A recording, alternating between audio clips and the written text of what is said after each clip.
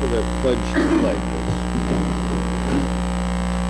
Pledge allegiance to the flag of the United States of America and to the republic for which it stands, one nation, under God, indivisible, with liberty and justice for all.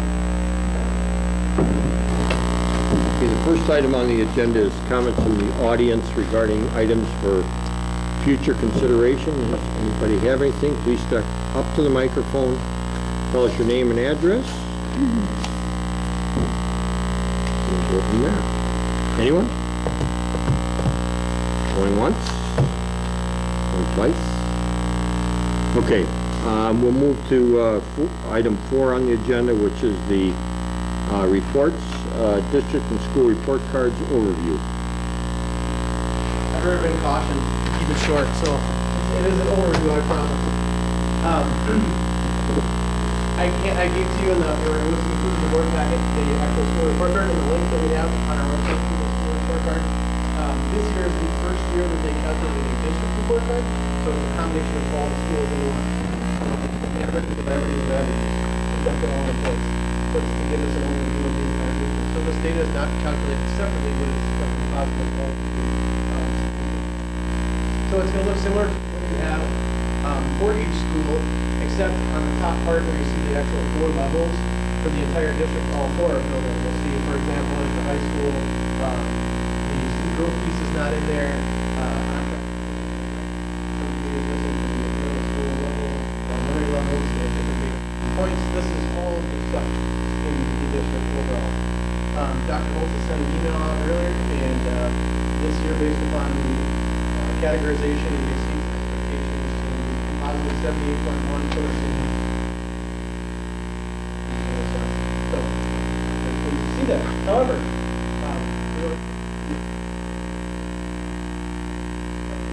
the first thing we look at is student achievement. Student achievement exist in those columns, 2010, 2011, 2012. Those 3 columns are not related. Those are 3 different sets of students, 3 different sets of data. So they are not related. That just looks at how we are doing over time, but not necessarily. Our general sequence and curriculum instruction, things that we're doing in the classroom, that gives us some indication there. So when we make the leadership team talk about goal setting, we look at student achievement in reading and math as a measure of what the practices that we have in place in the curriculum that we have.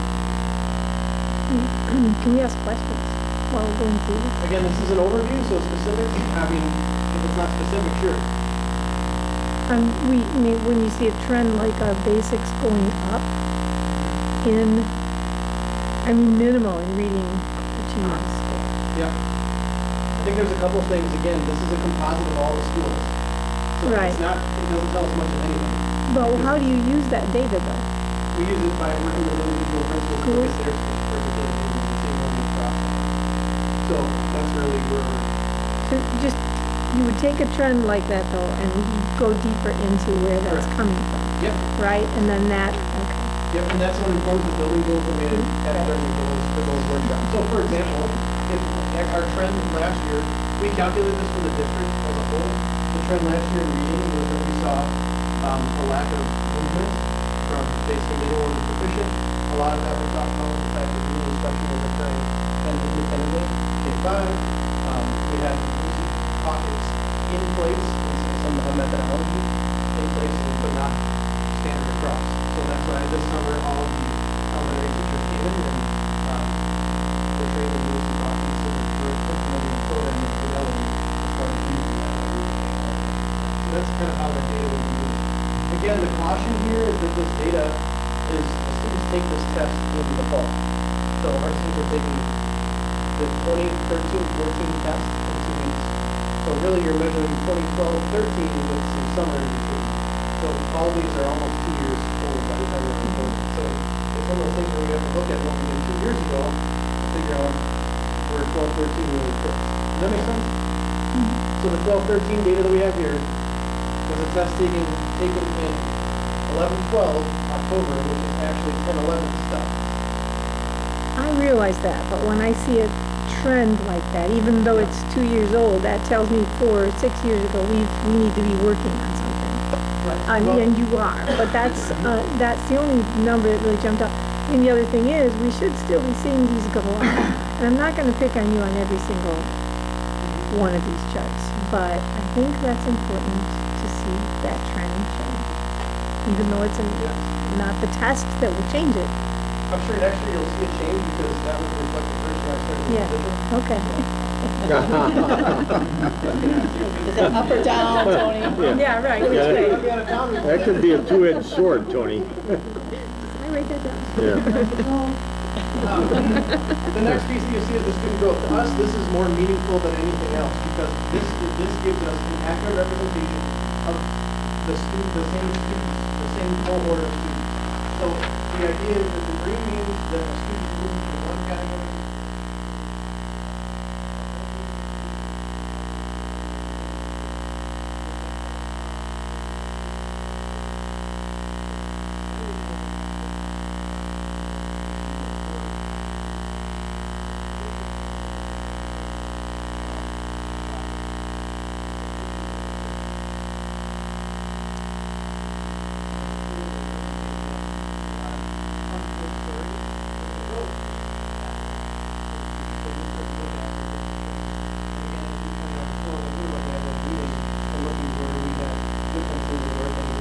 And math as well. There's something that has to do with testing environment, there's a transfer over to, looking at the age conversions and all that stuff and figuring out what the possibilities were. Going back to the board workshop we talked about last year, where we got one of our elementary students who was at 100% the data proficient, but they got converted there down, in the upper 50s. So, trying to figure all that out and what that data looks like. General trend is we want to see more green than red. And whenever we see red, this data, school basis-wise, not district-wise, but school basis-wise, we can go into a system that is not for the public. We can click on, let's say, for example, that number 60, and we can see those 60 names and grade level of students. So now we can start to say, okay, what do we know about these students? We see some general patterns in these students. Students with disabilities, are these students at a particular school, are these students who came at a particular time, is it a grade level issue? And that way we can start drilling down into the data. It's not too late to help those kids. Hopefully not. I mean, what But we have other things in place to identify that. Correct, and that's a great point. The idea is, again, the growth is tough because it's 2 years old. So that's why you'll see with our principal goals, they're focused on math assessment, which is a real time. Basically, what principals are doing, in short, I don't want to steal the thunder when I talk about it, they're doing this, except with kids right now. So the students will take the math assessment, they have a chart just like this, and they watch who goes here, and who goes here, and who stays here, and they can make adjustments right now.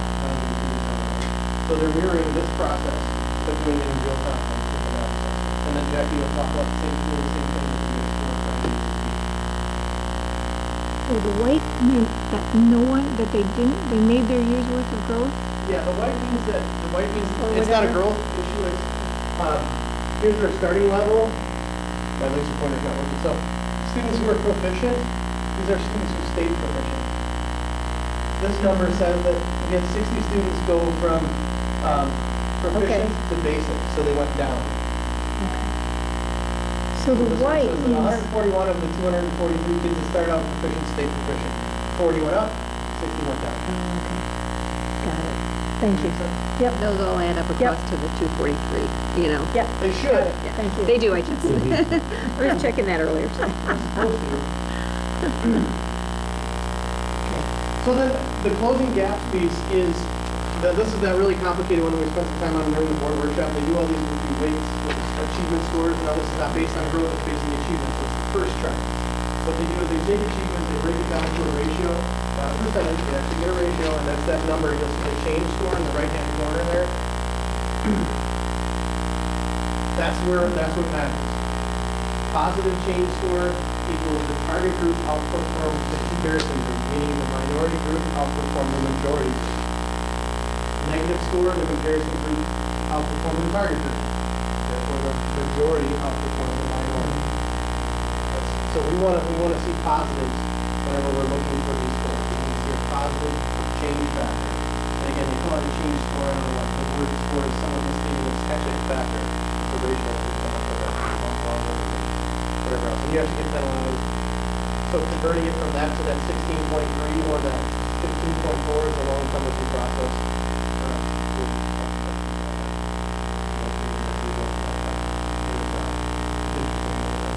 The general idea, though, is that you will see in individual buildings, those numbers are not all present.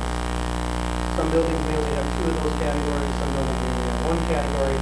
So again, from a district standpoint, it reports everything, so you get a general idea as to where students are currently sitting, but it doesn't give us enough information with the general one as it does when we sit down with a building and say, okay, in your particular building, we can take out this population of students that would be a couple of times. So really the district report card, like I said before, is just a summary of everybody's stuff, and it's less informative than what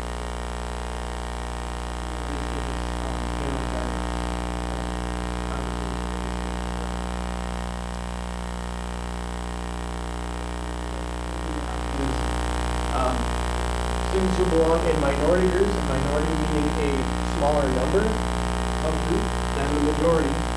So that would be all those categories that we have here. The measurements. And then the super groups down at the bottom, which are combinations of subgroups. As a whole district, we have more than 20 in all of those categories and actually have numbers. Or in some of the local schools, we will. The numbers not quite. What were your concerns in this particular chart? Because this is hard for me to understand. My concerns in this particular chart is anything that says negative. All of them? So if it says negative, then we're going to go back and say, well, what does that mean? And then we have to look and see which building, what grade level we're talking about. So again, this district chart is not as informative as the look at the actual school. Report card, because we don't know what the population is going to be. Then again, you can drill down to the actual student and actually drill down the actual student. Know the students, so that even for future teams, we know the students even more so.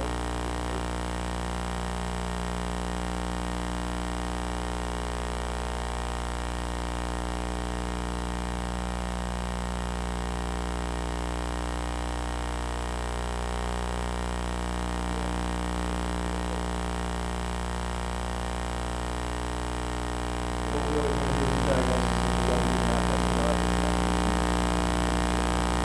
Tony, I would agree with you, this is not a predictive tool that the state has come up with, but it is a tool that all districts within the state are utilizing. So there is value when you are comparing district to district, because we're all faced with an historical viewpoint. And I would agree, looking in the rearview mirror is not the best way to be a predictor.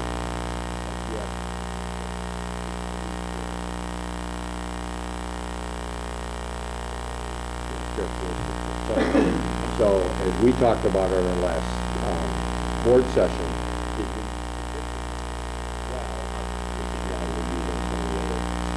so we'll get into that more as we talk about goal setting.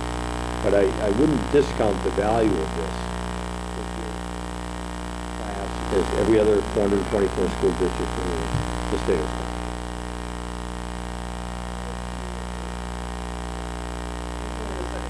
We have 2 data points on our graph. So that's one thing too, is we really need at least a third one to determine if we gotta have a direction. So.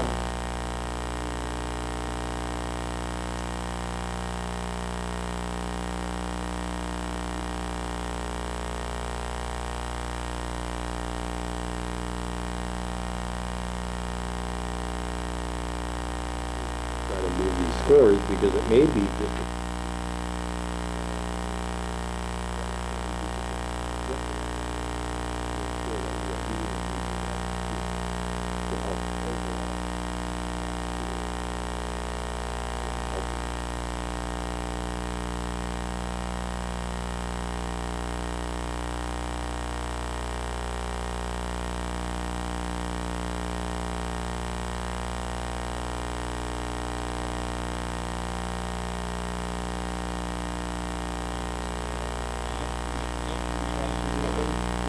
not take the test. We could actually look at the so it's not even as though the students took the test.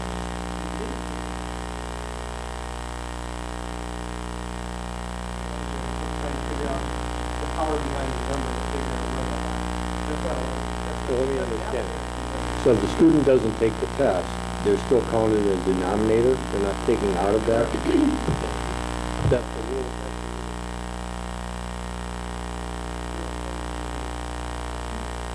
So as opposed to 1.5, or actually a word that multiplier here. Twice.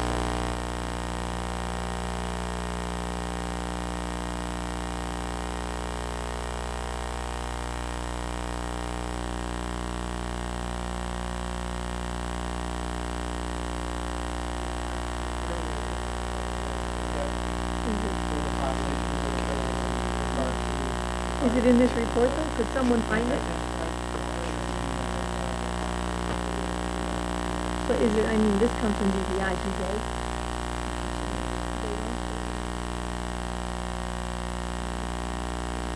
We don't keep on. Right, but not. Okay. Thank you.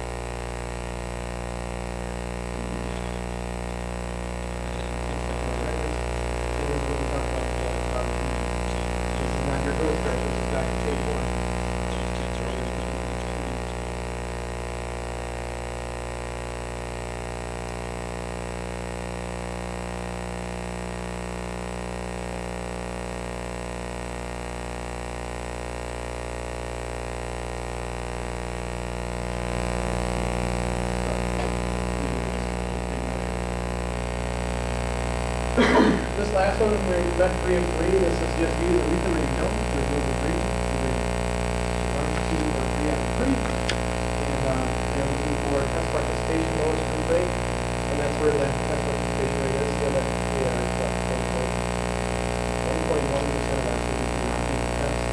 That's not high enough for a trophy. We have to get 5%.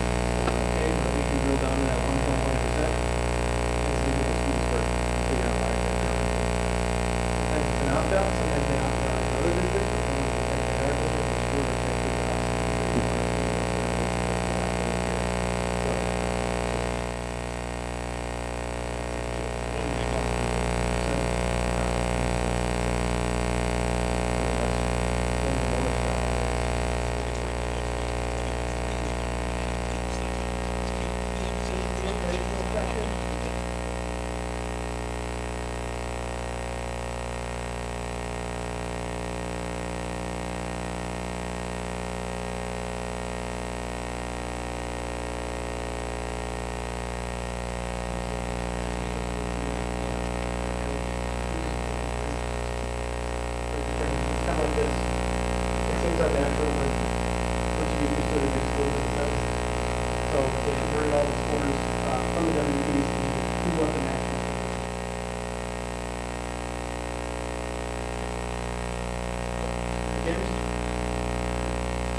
General information, a general idea of where we're going, we've got to do this relationship.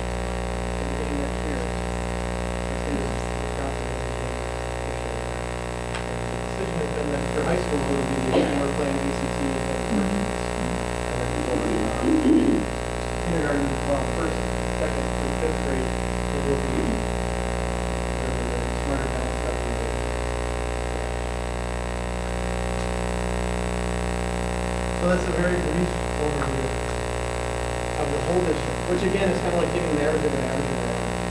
So it's much more watered down than what we talked about during our work session and we did last year.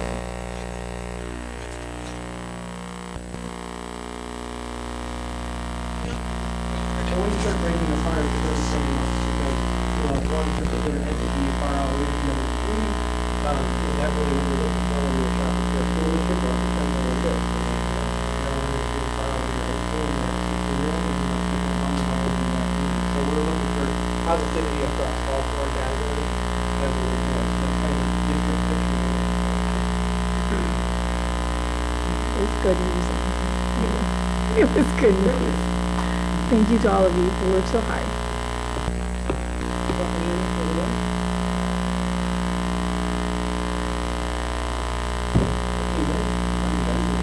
Yeah. That's because you were talking at 78 RPM. For those of you who remember what a 78 RPM record is.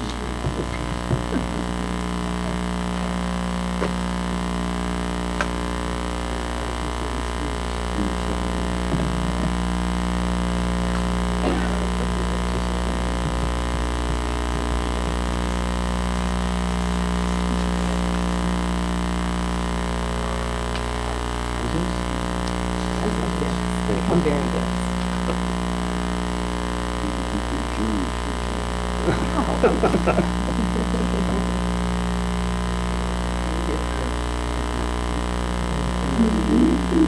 All right. Well, last year in the spring, we started the achievements report for the high school, but we couldn't complete it all because we didn't have the ACT score for the class of 2013. It took them almost until school started to actually release them, so we finally found everything. That's kind of what I'm going to walk you through tonight, but at the board work session, we talked a little bit about the high school profile that we put together 4 years ago. And so what you have is this year is the latest and greatest. So I'm going to use that to kind of take you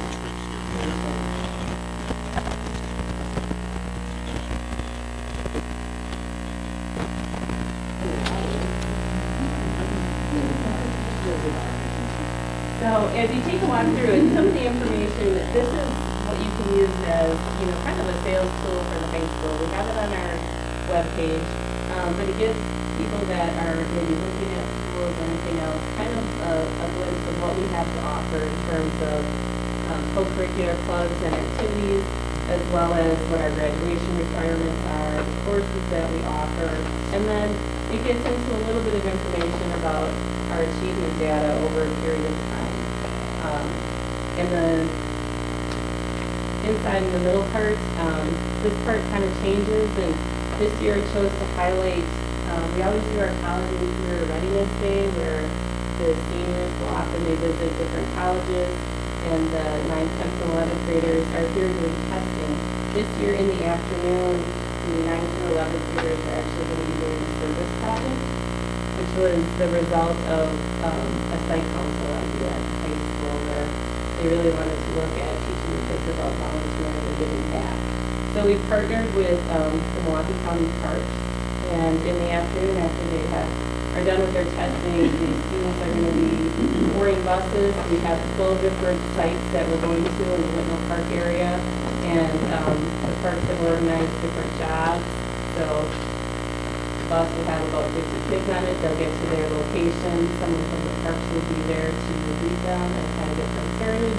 Some of the work will be cleanup of park stuff. Others got a list today of some paving projects and moving wheelchairs and things like that. So we've never done it before. It's about 600 kids, so it'll be an interesting adventure. And the picture down on the bottom is actually a design for the T-shirt that the kids are all going to get as part of the day.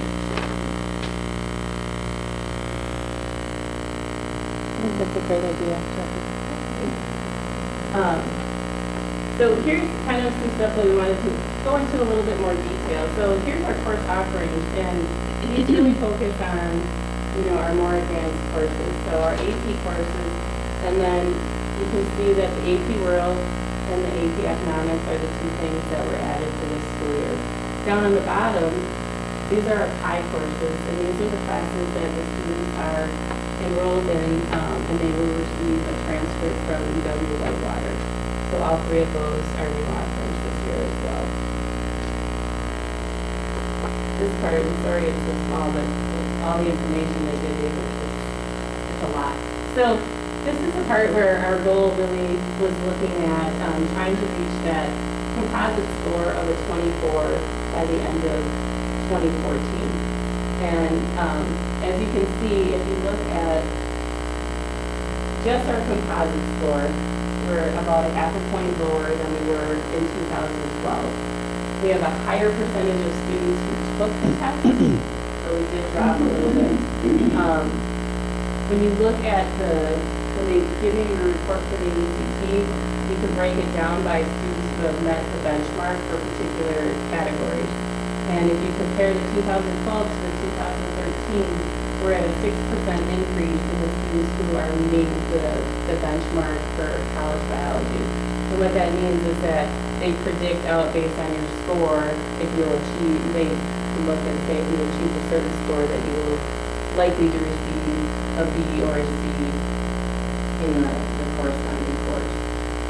And then they have one where they put all 4 subject areas together, and we're at a 3% increase for the students who are meeting that particular benchmark.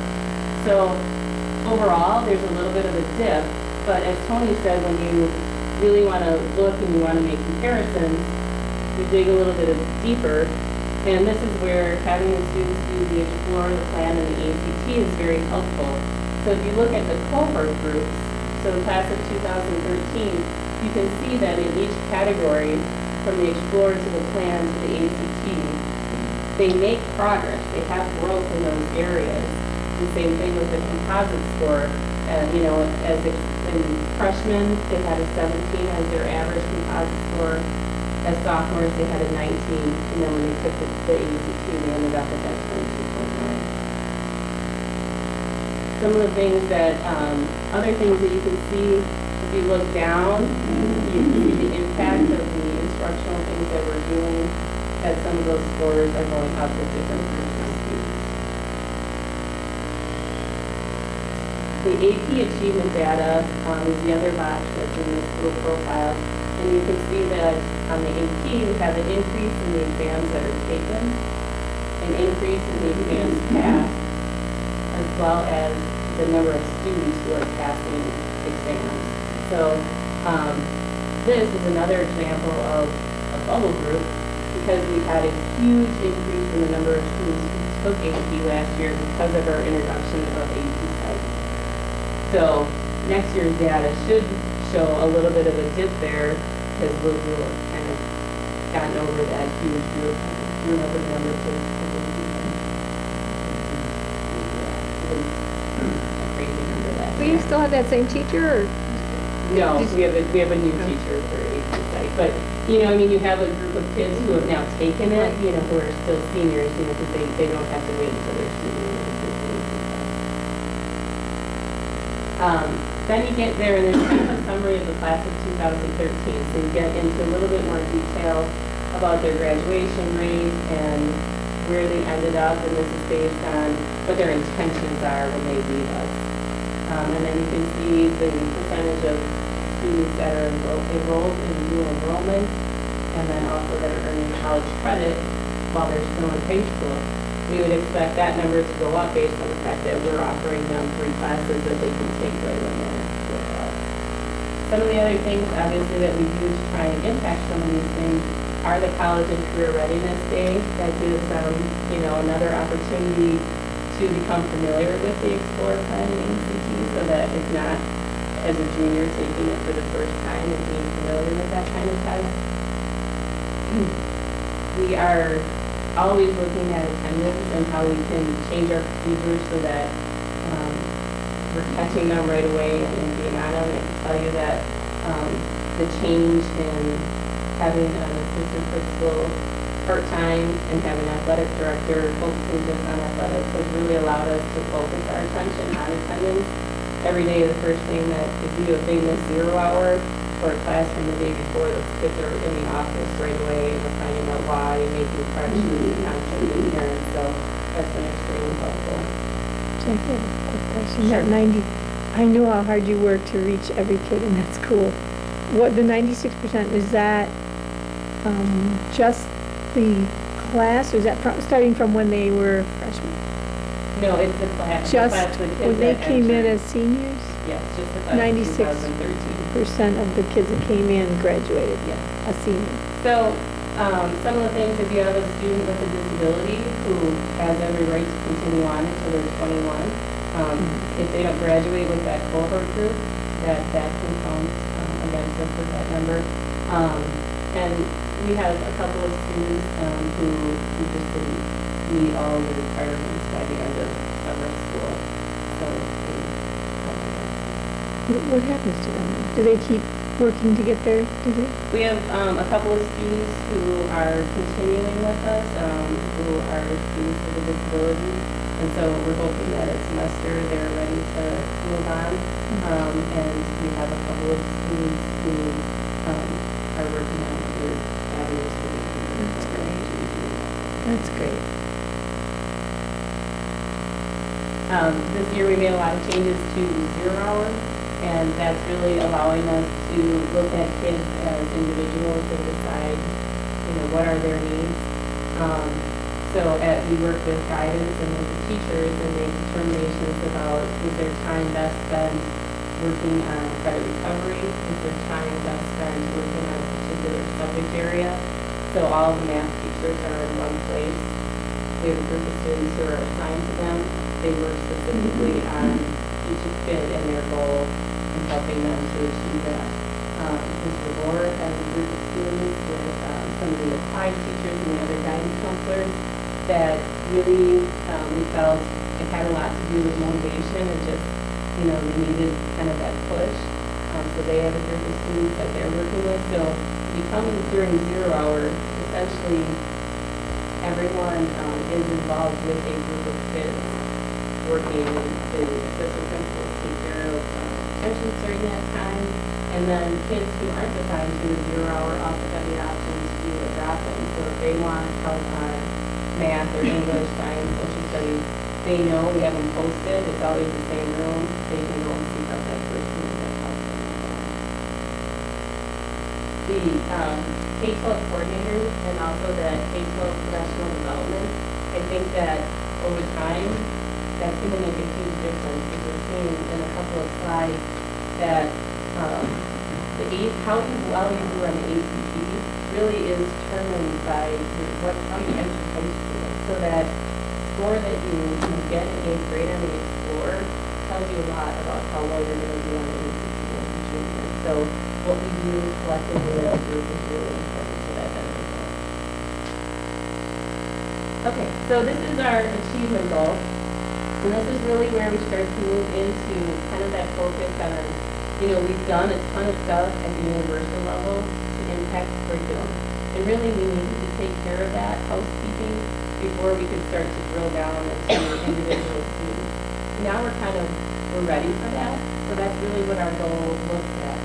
So students that are below the ACT benchmark, and these are things that are set by ACT, they'll reduce by half the difference between the student score in a given subject area. Each subject area has a different benchmark, and the corresponding housing readiness benchmark. So, for example, a student scoring a 9 on the Explorer, their goal would be to score an 11 on the next test. So instead of saying that every kid is going to achieve at a particular level, we would really kind of look at them as individuals and recognize that your chances if you scored an 11 of scoring 16 probably aren't very good. But if we look at a realistic number and start to talk about what those scores mean, we probably will have a greater chance of impacting what they're doing. Students who are nearly on target, and the way that ACT defined that was 2 points below where the Explorer benchmark was, their goal is to meet the benchmark at a time of 2%.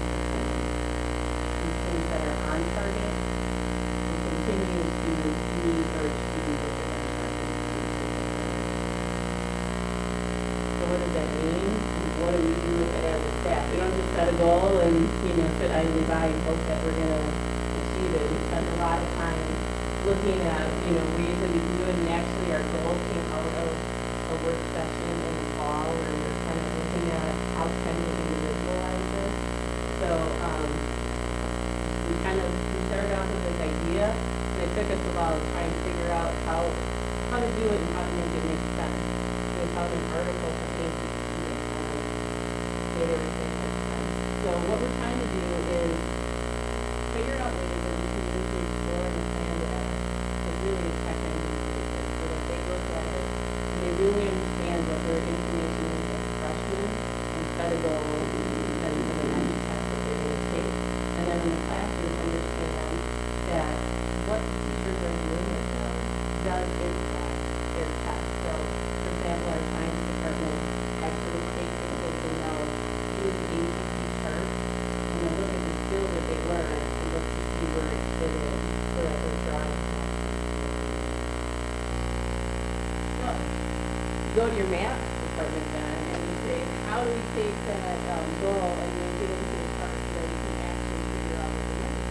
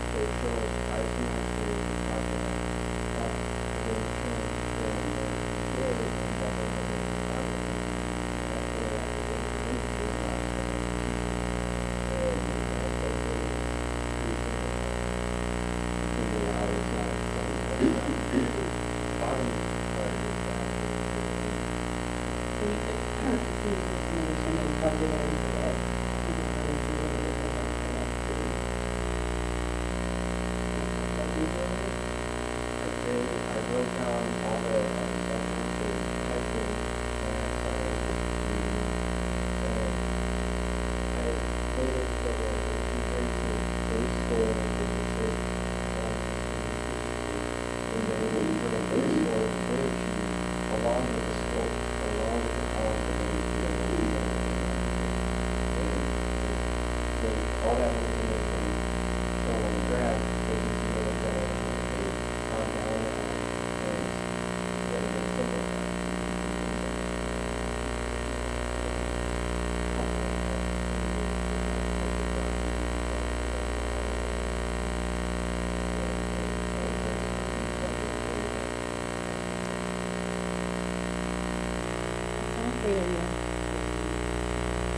So did somebody ask you to do this, or you just came up with this on your own? It started off with one of my friends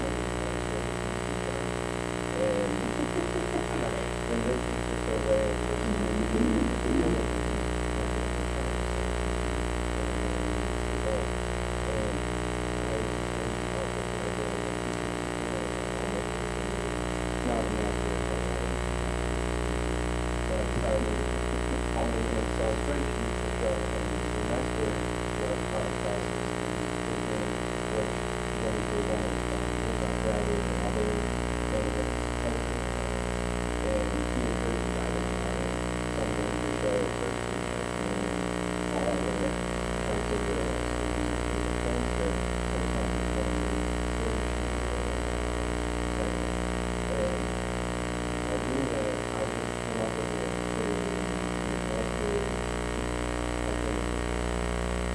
Pretty awesome. Good job.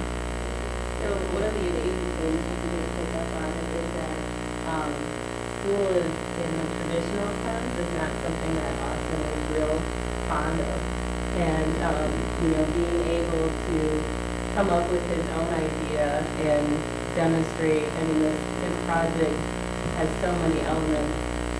We were actually talking before about how just presenting to you is, an element that, we're looking for schools to be able to do in terms of getting so it's That- pretty exciting. That was my first thought. I said, this is one of our credit recovery kids. Great.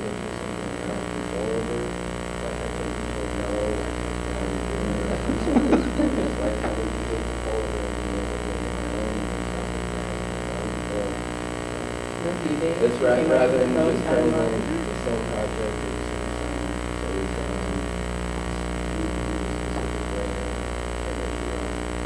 Sound like an entrepreneur.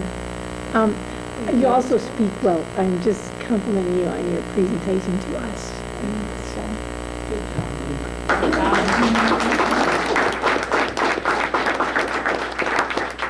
Austin, how many of your classmates came up to you after you kind of introduced this concept and asked you to help them to kind of track this and how receptive was it with your classmates? well, as of now, it was finalized today, and I asked for the amount of my information and it hasn't been talking to people about it.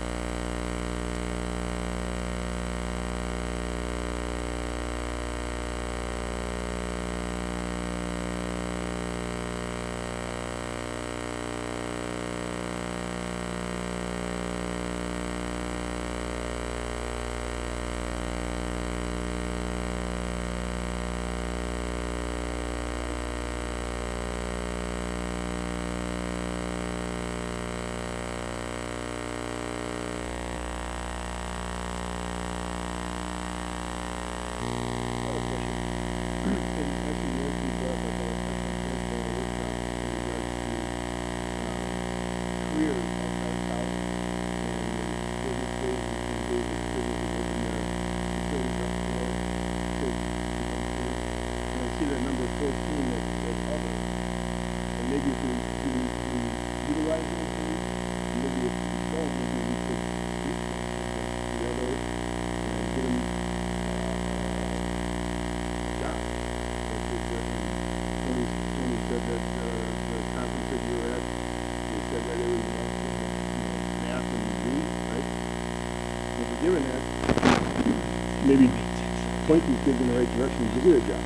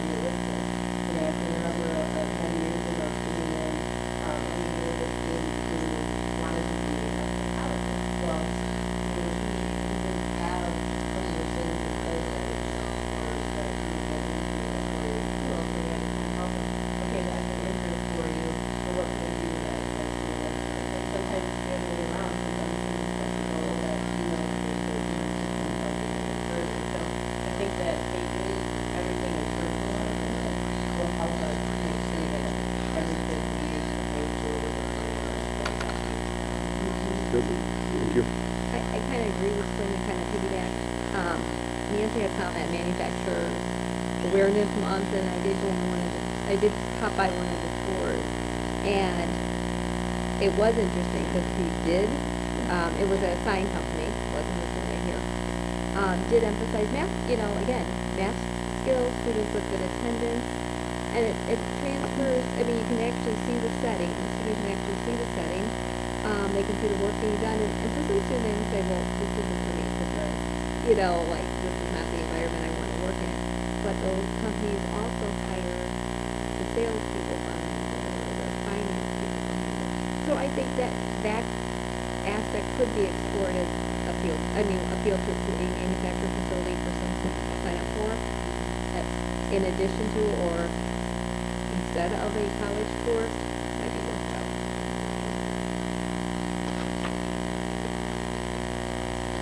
Just one comment on this. Jackie, did we drop football from our extracurricular activity? I know there's been a lot of controversy about hitting. Well, there's only 12. So I don't, And you should have 20 listed. And you have 29 clubs and it says 28 on top. Do you have the winter drum line again? just take a look at that.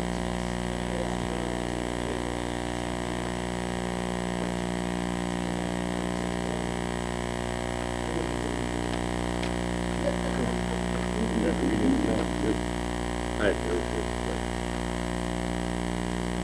must have been a line of column dropped off.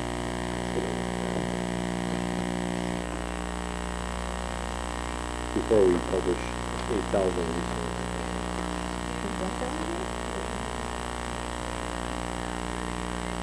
Review them all.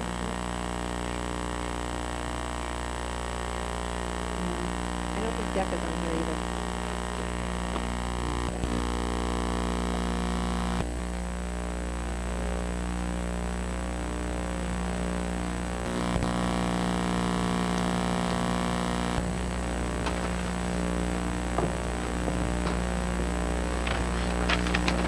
Is there any other questions on the high school profile from any board members? Comments, questions? It's really nice. It's very nice. Good I- work. I like this, and one of the things that isn't on there, which I'm glad you pointed out, Jackie, was that we did have a higher number of students who took the ACT test. Yeah, I'd add a column You that know, said so what that were would the be- number of Yeah. students that took the class, It tells the number the of test. students that took the test, but you'll see the number is the same, but there was a lower number of students in the class of 2013 than in 2012. So the percentage of students. And then it would be interesting, because I probably have this, is just to compare for the class of 2013 compared to the class of 2012, if there's any changes in the numbers that went to four-year colleges versus two-year, just be kind of interesting to see what that, if that trend has An changed. interesting dip was military. Far more students chose military as an option in class 2012 versus 2013. Be something as simple as a really great recruiter was here one day or Yeah. something. You never know. Yeah, that was the only thing that stood out to me in that box. It was just, I had to go back and look like 3 or 4 times to see if, I was missing something, but that was a bigger change. I really like this. I think it just gives a really nice snapshot of the school. Give them credit for the original. Drops me columns. We're moving on to 4C, the calendar.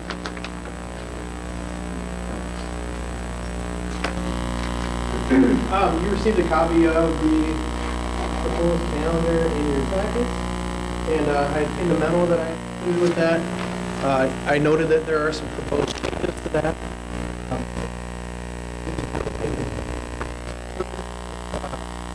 3 years ago, when we initially proposed a change in staff development, looking at half days, we had done a community survey about what was the preference among parents and the second choice was partial. And the third option,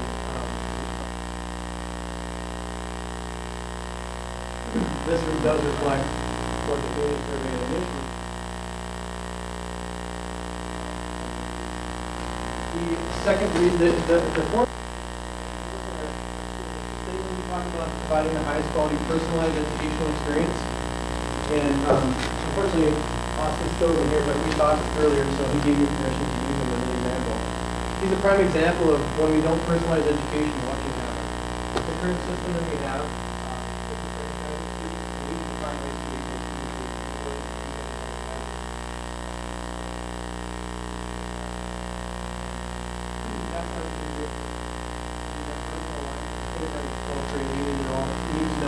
what's happening before students come to us and what happens when our students leave us. And this particular calendar afforded that opportunity for vertical collaboration. Early release, late start does not.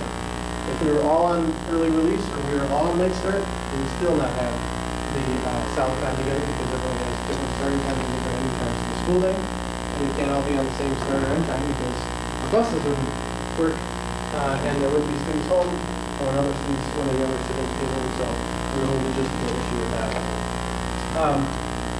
This calendar does adhere to the state law that says we need to be in school for every 80 days, as far exceeds the minimum instructional minutes, and it does not extend the school year any longer than the prescribed 180 days. So we stay within the parameters of the general requirements of the school calendar, and with this proposal, this is the result of the administrative team getting together and looking at where we need to go and how we need to work with each other. And part of the original regular collaboration every 2 weeks during the month was so that we can meet about student data in a real-time fashion. Since 3 years have passed and the elementary schools have now realigned and they do have common planning time for a half an hour. So there's some time during the day that wasn't there necessarily before to talk about student issues. The middle level and the high schools have made conscious efforts to continue to schedule common preps by grade level or by content area. So there is also a daily collaborative time that could be used if necessary to talk about some of those student issues.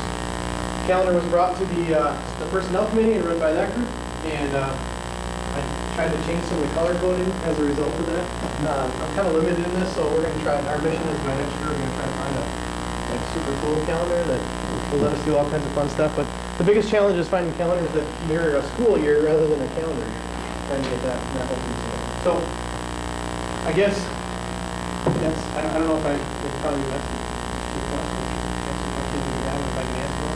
I do. Yeah, when I saw this, I sent out email to all the parents in my email list, and the president of the Edgerton PTO sent it to her members, and I was able to talk to a lot of parents at the high school freshman and JV girls volleyball tournament this weekend. And I got somewhere between 25, 30 responses, and hands down, they like the idea of the whole day off. They like the idea of it being a Monday or Friday. They would like the start times to stay the same for parents that have middle schoolers and high schoolers. While it's very congested, it's an easy drop-off for them. One kid's, high school kid, like right on time, and the middle schoolers a little bit earlier. We kept that, right, Tony? We Yeah, didn't this change is it. not adjusting any of the. Yeah. That's good, Yeah. that's great. But just confirming that, yeah. And they like 0 hour. I think it's works well. It's a good thing. One question they had that came up is, how is this going to be communicated to the parents prior to the vote? Is it going to be? Because it is changing people's lives. I think a good answer for that is, if that's what the board wants us to do, we will. I mean, up until last year, we never really sent out the calendar to parents ahead of time. Doesn't mean it shouldn't be done. So if that's the direction the board wants, before the 28th, say, send it out to everybody, just so everybody gets a shot at it. That makes sense. Well, because while the little sampling that I have, they like the idea, people still need to make accommodations, and they need to be aware of it, I think. The other question that came up is, how can you justify 6 full days as opposed to what is now in place? Do you understand what I'm saying? Well, I guess we talk hours, like how, Right. you know, Okay. that might be a good way to say, are we Excellent. adding more hours? Just ask her to put her hand up for you. If I set it up for you, huh? Actually, Eileen sent me an email earlier, so I cheated by taking her email as a cue of what may be asked, so that I would look like I actually had an answer for you. And this was a parent that asked, you know, it's kind of asking that too. Businessman? Yeah. So, when you look at the actual hours that are added to the calendar, the proposed add would be approximately 13 3/4 extra hours. 8 of those hours are actually an additional day at the end of the school year, a work day, non-student day, after school is already out for teachers to have a transition day. In meeting last year when Dr. Gibb came in and we talked about culture, and we went around and talked to all the different schools and we got feedback, one of the big issues that they had was, how do we transition kids? I mean, logistically, going from second grade to third grade, from fourth grade to fifth grade, fifth to sixth, and so on and so forth. So we built in an extra day at the end of the school year. One day afterwards, obviously, to kind of wrap up the actual classroom, building type level issues, you know, the goals that we have, turning in keys, logistical stuff. But another day to be completely dedicated to transition. So teachers are actually meeting with teachers and handing off physically, if they, you know, anything they have about students and groups of students, and making sure that we resolve any issues before we even leave for the summer. And it's always beneficial to do that. And when you're talking about planning, the worst thing you want to do is drop everything on teachers right before the school year starts. You get more bang for your buck. You give it to them before the summer starts, and teachers being who they are, they'll spend all summer solving problems or thinking about things or in casual conversations just bringing issues up when researching those types of situations. So the recommendation was to add that. So of the 13 3/4 added hours that are on here, you can see the difference as far as staff development. 8 of them are actually a day. So there would be an additional 5 3/4 hours. And how would we justify that? We can always use one-time and flat rate. I could send a survey to teachers 15 times, and I guarantee you 15 of the 15 are at the top. They're going to say, what do you need more of? Time will be right up there. So obviously they're behind this. Yes, yes. And this was, you know, the principals who then, you know, work with their teachers and their leaders. You always want to make sure that we include everyone, we get feedback. And actually this came from the teachers through those PLC meetings when we said, what would be the best way to collaborate? And they said, we really enjoy this regular meeting every couple weeks. We run into issues when students don't get on buses on time, or, you know, we have to get somebody to do an activity, or we teach all day and then we're meeting and, you know, we're kind of worn out and all that great stuff. It would be great if we could meet virtually. That's what we kept hearing. We need more time and we need to meet virtually. I need to know what's happening after and what's happening before in order for me to teach them. So that was the proposal. And I've asked you this before, and there's probably not, is there a way to quantify success or failure of collaboration? Yeah, and I think, I mean, I can bring to you, we can bring, at this point, it's qualitative. You know, it's qualitative data, and that's just as meaningful as quantitative, arguably. There's plenty of studies out there that are perfectly qualitative that say when you have a positive culture and we build a structure, that structure then affects the quantitative piece. So our big plan was last year, the Common Core stuff. What is this? What does this mean to us? This year, teachers are working on learning targets. I actually went to a conference and presented our work, what our teachers are doing, and people were blown away at the fact that our teachers have already started articulating what they're doing aligned to the Common Core. So it's one of those things that you can put a percentage on it. I can guarantee that every single teacher in this district is working on this stuff, has touched this stuff, has played with it, has moved it around, manipulated it, built assessments aligned to it, and are on that path. But pretty soon our system will start to align where we'll be able to see some numbers and how exactly that works. Once we get the state testing aligned to the Common Core and the math assessment is kind of continuously rolling out. So it's all coming together. We're at that flux period, and it's coming together very nicely. So I mean, I can share with you those documents. They're crazy. I mean, it's amazing the number of minds that people have put in and the work that's gone into it. And I guess that's our best measure. Last year we took a lot of pictures and showed teachers collaborating, and it wasn't staged. I mean, you can tell by the emotions that are on people's faces. It was real. People were pumped and arguing about stuff, which is a positive. So. Thank you. Collaboration, of course, is critical and needed.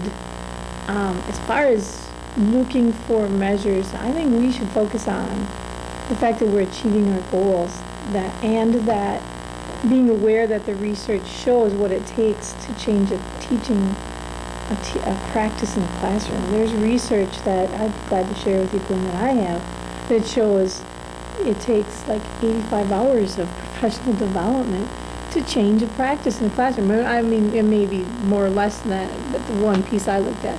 So being aware of that as a board, I think, is important to know and to support professional development that's aligned to our goals. And I think we're getting really clear about what our goals are, and I like that. So the more we know about that, to me, that's the biggest measure. Then what does collaboration look like in the classroom? But is it effective? Is this time effective? And are we impacting the kids that we're seeing in the data that we need to? To me, that's the measure, not necessarily how many conversations are going on within the buildings. So I don't know. I personally don't think the board needs more data around professional development other than making sure that it's linked to our goals. I mean, that's what I think is important. And I like that you got more feedback from parents, and I was going to ask the teacher question too. I really want our staff, not just teachers, even support staff, to have had a chance at this. So I fully support the changes you have in here. And I'm glad we've got a little more feedback from parents. But really the focus is, what does it take to reach more kids and to reach higher levels that we're, raising the bar. And if this is what this calendar is built around, I can totally support that. I would say we did have that one snapshot on the website that kind of highlighted some of the areas that were being worked on at a particular collaborative release session. What I kind of hear from parents is like, well, what are they doing? Like, what are they doing? Well, they're really busy, like this, and I'll say from what, being at a meeting, I know that they were focusing on, looking at the scores and the students, and then they worked as a group to, talk about how to move each student, level. And then, you have the PBIS, system that just doesn't, you just don't start it. You actually have to sit down and talk about it and how you're going to implement it. But I don't know if, by being on the board and being here regularly, I hear this, so I have a pretty broad understanding of what's going on at these meetings.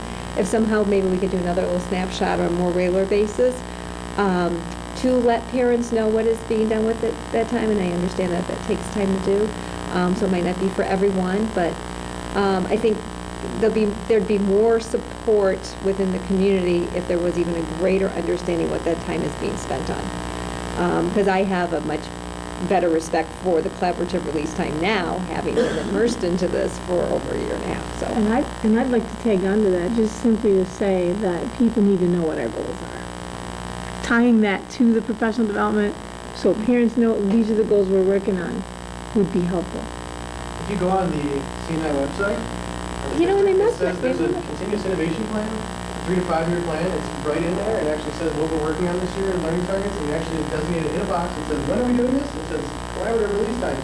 So that's what we're working on. We're literally, and I guess this is my, I'll slow me down if I get too excited. And But you know, my if I'm 5 year having trouble finding it, like you'll have to show me, if I'm having trouble finding that information, then my guess is most everybody else in the district, and other parents not gonna be able to find it, so we need to we can try to figure out a better way to. We really need to work on how that. how that works. As far as, Yeah, I know. That, But I think from a holistic standpoint, where all this fits in order to personalize and provide high-quality education, you have to start with the end in mind. You have to clearly identify what students need to know and be able to do. This is my plug, my hopeless plug. This is what I'm doing my doctorate on.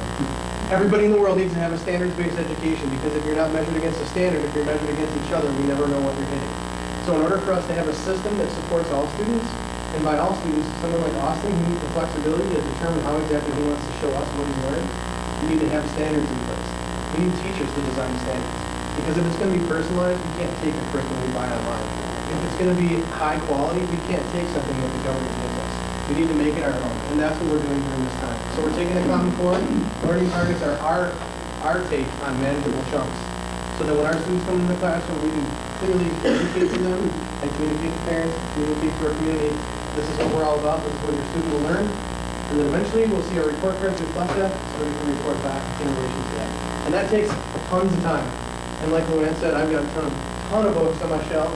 If anyone wants to read my literature, it's on about 40 pages right now, but it's all citing all the research that says that's where we need to start. And that's what this district is doing. That's why it's just a pleasure to work here, and it's amazing to see what these teachers and these leaders are doing on a daily basis. So however we can celebrate that and communicate that, I'd be more than happy to dish that out.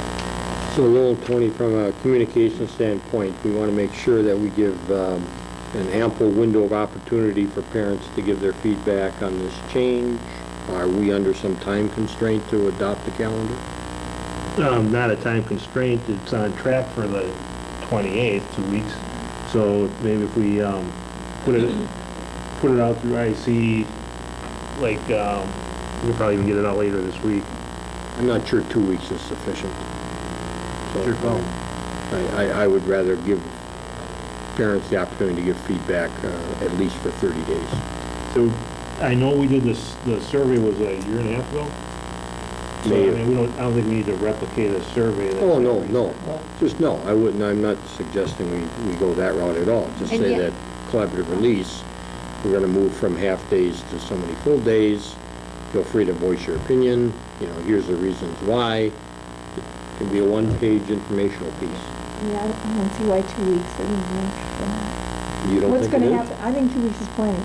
If we can get that out right away. I'd rather err on the side of having more time to feedback than less. I think that the one lesson we learned last year was that we heard a lot of feedback about not having the opportunity to provide input and feedback. So And yet, we still may want to have this so it's approved by like middle of November, just because some businesses, sometimes you're having to pick your vacation time. that's why I asked Yeah, if we so, under some time yeah. constraint. I mean, that I'm would not- be something that I'm thinking from, What business are you referring to? I don't like some understand. companies, by the end of, you might have to give January 1st what you want your vacation days off. For parents. And for daycare. Parents Yeah. Some daycare centers will make you Right. schedule a year out because they have such a long weekend. Right. So The we sooner can the get it out, better. the better. And it also is for professional development planning from our standpoint, the sooner the better, because it will determine for us how exactly we'll move forward with that. So When is our first meeting in November? I was just gonna say, we could, November 11th. We don't is vote the in that first- meeting. However, we can, under old business, we can do a vote. We've done that before. We could. So, and then if you I'm think fine it's with still overwhelming or something, we can push it to more. I'd rather err on the side of having more of an opportunity to give feedback than less, so we don't get emails and phone calls that says I never got a chance to voice my opinion. Okay, so she'll put it down for the 11th under old business. Okay. Thank you. Next item is the block party. Who's gonna handle that? Well, this was put on at a board request, Yep. so, and I'm not sure where the discussion will go. I can There has give- been some administrative discussion about the value of maybe doing it every other year rather than every year, and that's based on some of the chamber feedback at the executive level, where they said they're starting to get a little tapped out. I think there's a couple of issues here, and I'll just tee it up, because there was a TJ issue, and TJ did communicate with me some of the things he wanted to tee up in this particular issue. It is unclear and ambiguous whether or not this is really a Whitnall sanctioned event. And if you go back to any minutes, any agendas, we've never really voted to say this is a Whitnall sanctioned event. Might be implied, as the case may be, but there's never a vote on that. I think we need to clarify that. And if it is a Whitnall sanctioned event, we have to ensure that we have proper insurances in place, the financial records are in order, that there's an audit done, that the money's collected and the disbursements are accurate, that there's an oversight relative to that. And then this whole idea of soliciting the same businesses over and over again for, donations. And, I mean, I've heard from, Sherpers is a good example. They get hit by the Booster Club, the Band Club, the golf outing, this particular event. After a while, they can only contribute so much. And so we need to be sensitive about our business partners. Obviously, you heard it from chamber members. So I think what we need to do is think about, if this is a sanctioned event, then let's bring it to the board as a sanctioned event and vote on that, and then make sure that we have financial records that are done by the district. This is not a 501c3 organization. The Booster Club is, the band boosters are, the foundation is a 501c3, this is not. So that was the comments that both, that I have as well as TJ. So, I mean, we don't have any reconciliation in our packet about how much money was collected, how it was dispersed, at all. And that's not the way we do business. Well, if you're looking at me, that's fine. There are records, there are records for all 4 years. All the money goes through Mrs. Jones, I believe in it. Mike? Debbie, probably. Debbie Jones? Kathy and Debbie Jones.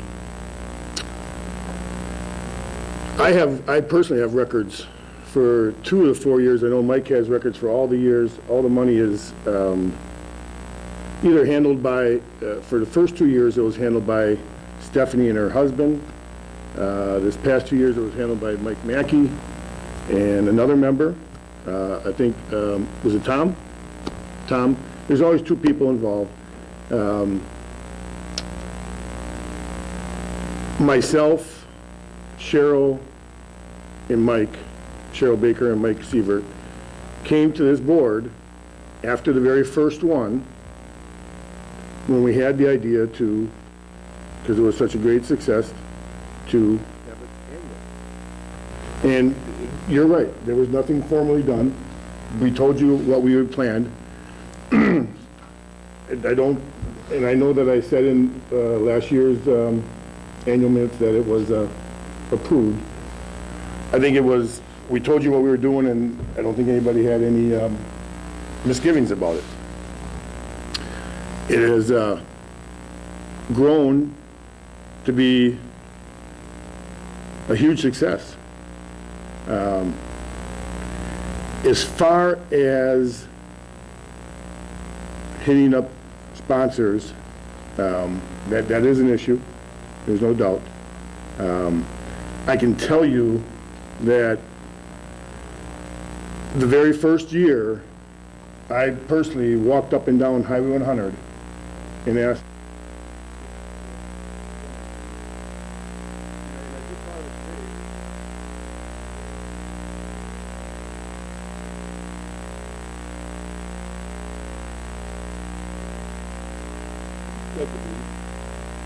you hit by you guys.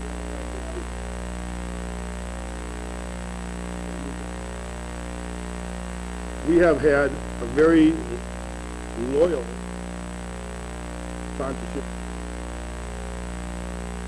Several sponsors that have been with us from year one. I don't think those are the sponsors that are getting hit on. I think it's the ones that are being asked for coupons, for gifts, and that type of thing. That's the only feedback I ever got.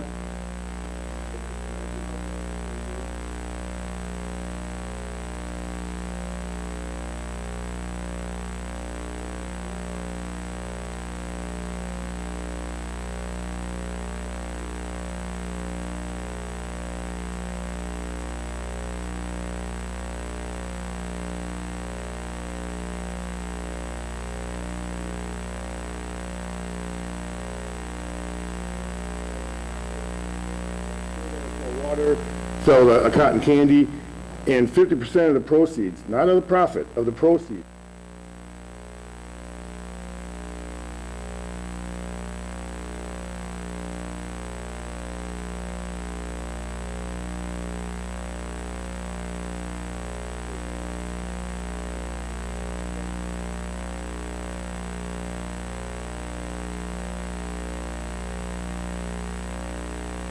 It was meant to be a profit center. It was meant to cover a cost. And it's a free event. All the games, all the rides, all the entertainment are free. But the kids.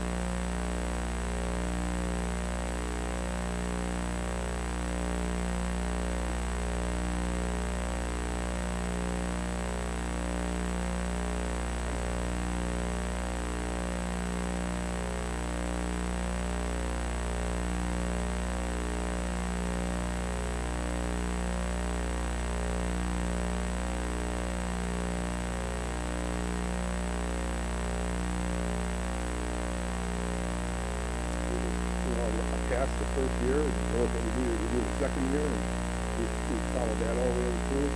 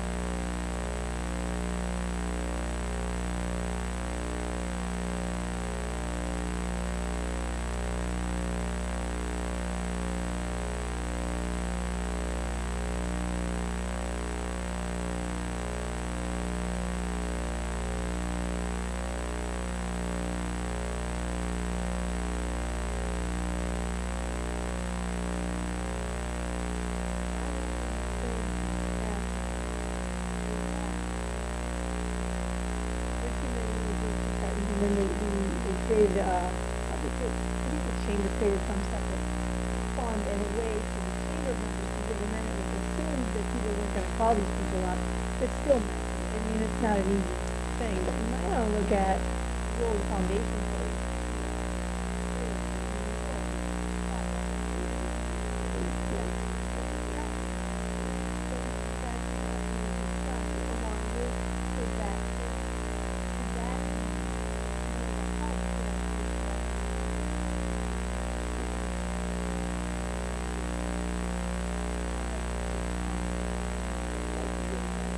Yeah, I did. I just wanted to comment on something that Nancy mentioned. We actually met this summer with Jackie Winter and Gene Rosenwald. Our three groups kind of got together because golf outing was happening. Block party has been around for 4 years.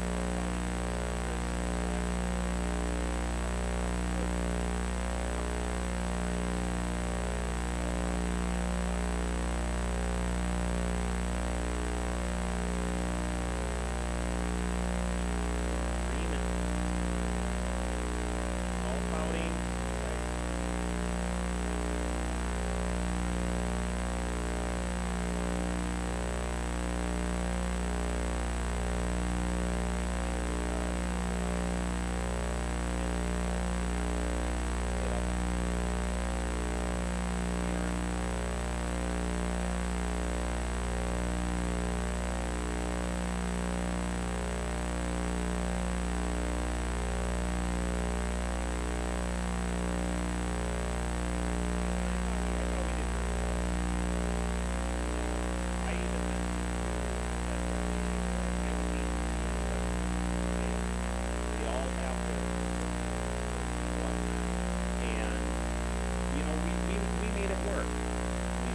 Work. I mean, both the golf out and the block party we had,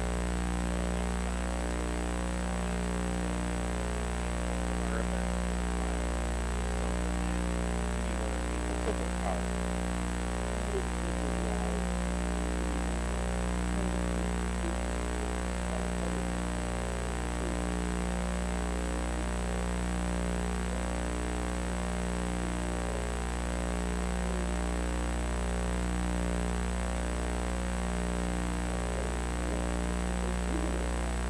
And actually, we do have financial statements, Brian. We never been asked for them. But they're in.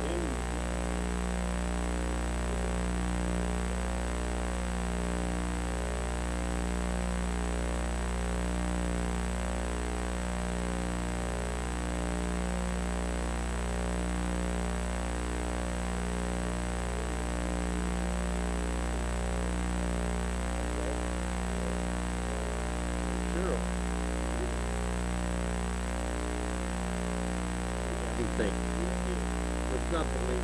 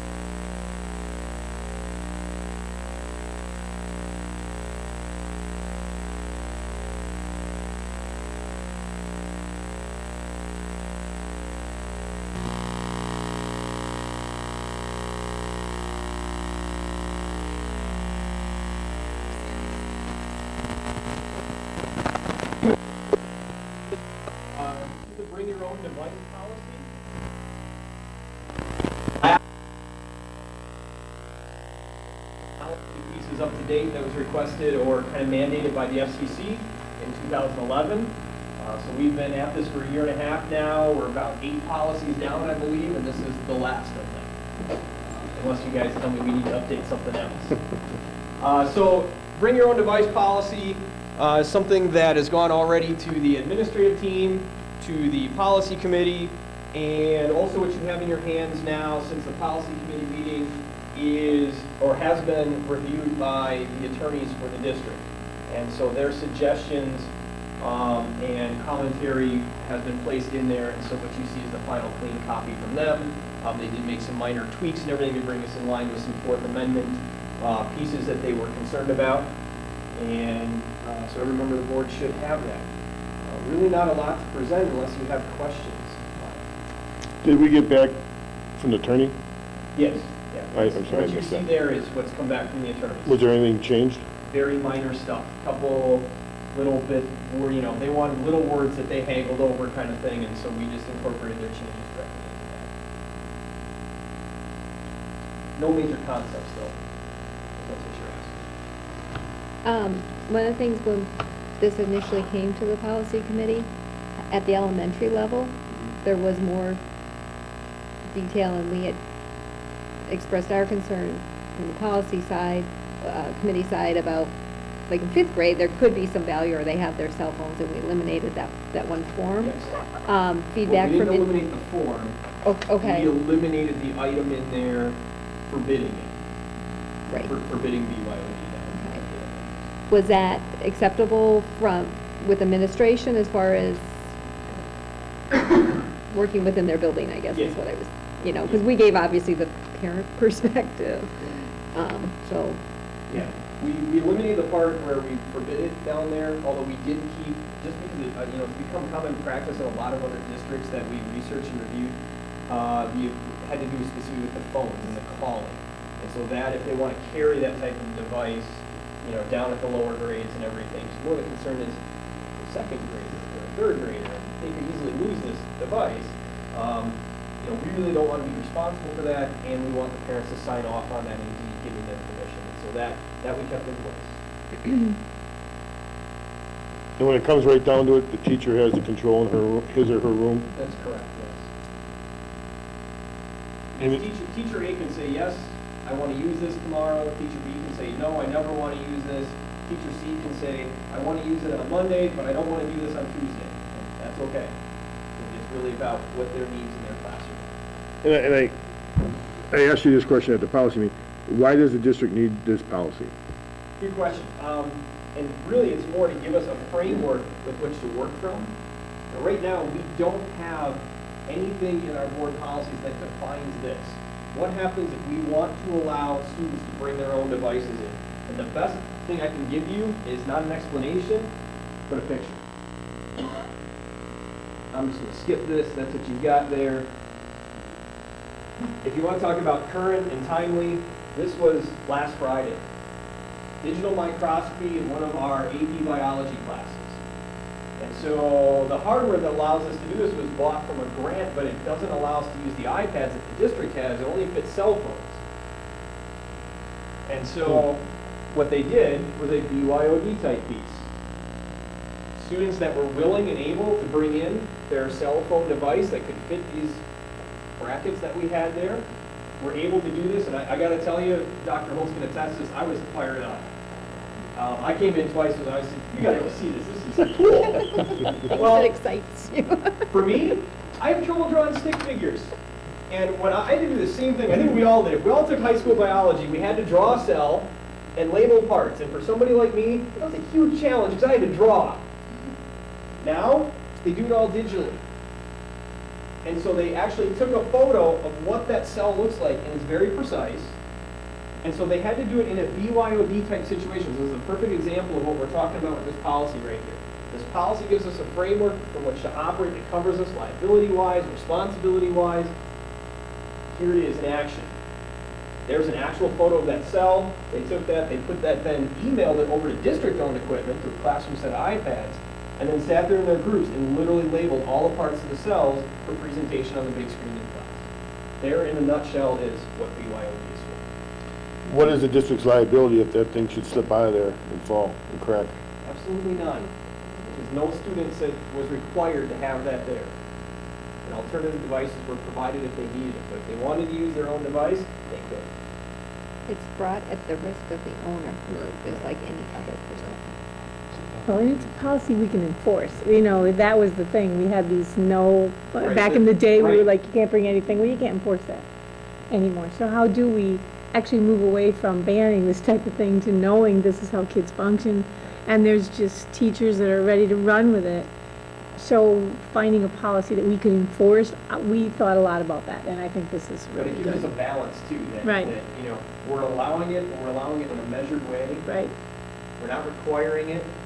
It's not central to We're our core allowing it. curriculum or what we're doing here. We are bringing our one-to-one and moving that in. So, you know, nobody's saying you have to do this. And that's real critical. So that it should, you know, alleviate concerns that I got to go out and get my kid this $300 smartphone now.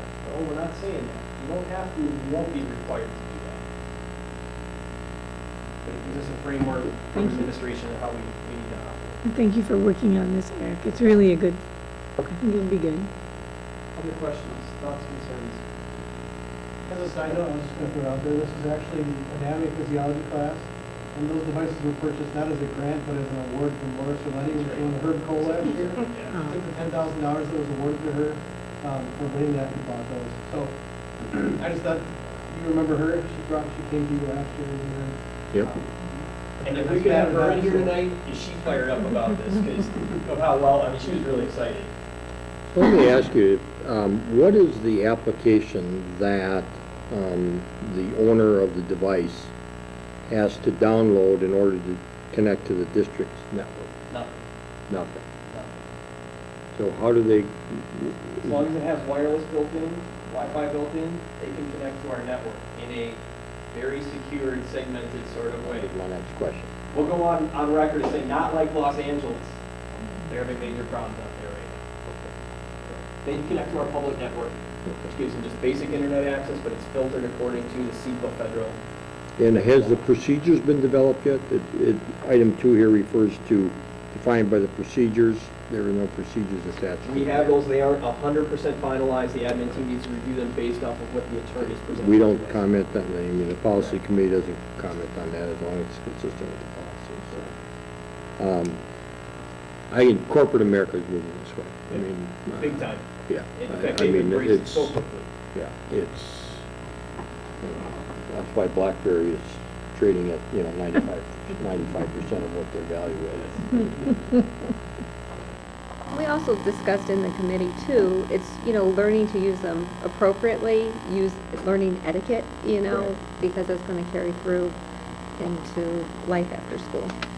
Correct, and that plays into our iSafe curriculum.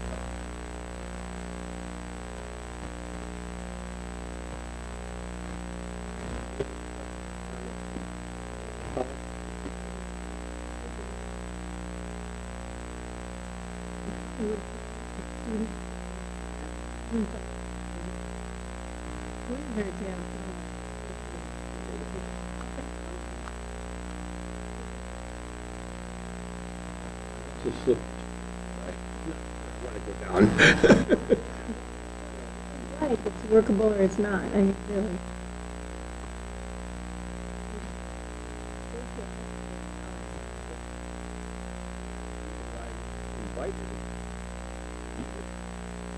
Doing the same.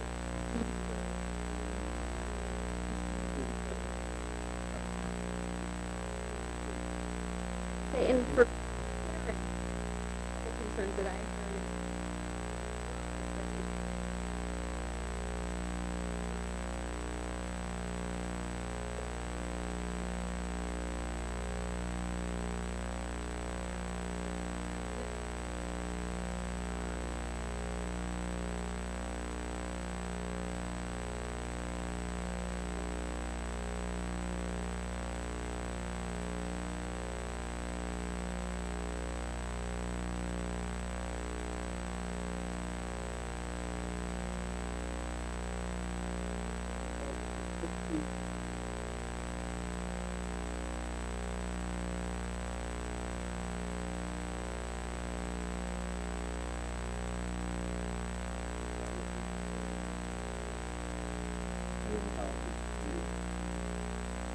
Basically, start with the value statement. It is nice because it points out that visitors are valued by the board. Everything else is very similar. And that additional part talks about, we never identify the fact that there's other people that will want to come in and observe in a classroom. Child advocates.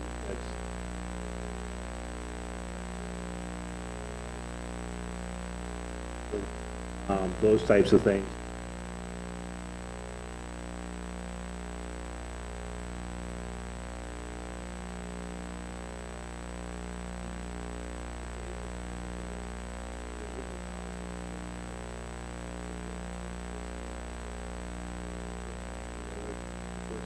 Enter and remain in the building, but it gives that principal guidelines that they can base their decision on. So it supports them a little bit more. Questions? Comments? Okay. Oh, I will say.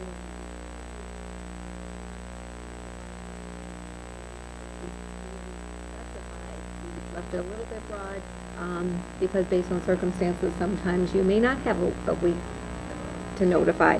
But we did also leave in it that it would be ultimately up to the building principal. And I do appreciate that, because it does say within a reasonable time, and anytime you use language like that, reasonable to you versus reasonable to somebody else may not be the same. So I'm glad to see that we are vesting that authority within the building principal. What did it say prior? Within 7 days? A week or something, we thought there might be. There was That was- specific, I think it was 7 or 10 days, there was a specific time period.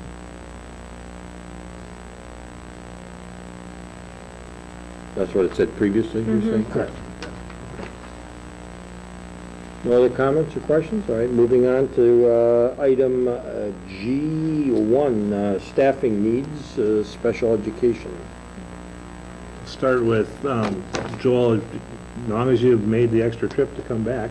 You want to just, I mean, it's pretty straightforward there, but if you want to elaborate. Basically, after school started, we had a number of move-ins and a number of relocations that were expected to continue to live in there. And we're looking at filling up about 3 days, and about 0.15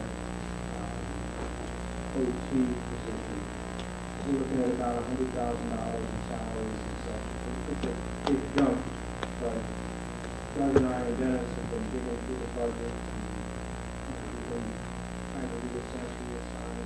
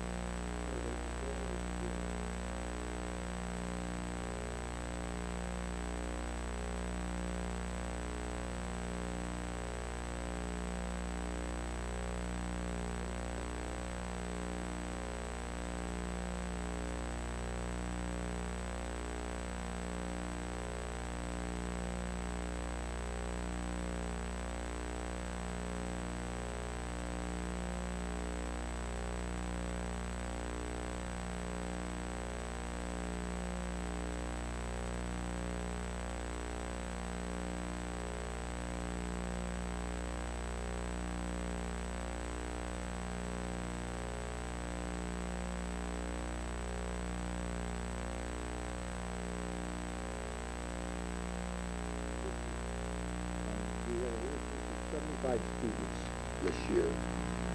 Can you give me a sense of those 75, how many are additional special ed students?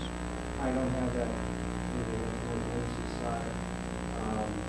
But we did do an analysis, particularly in the elementary schools, the principals are able to tell us that these are residents, they're not residents.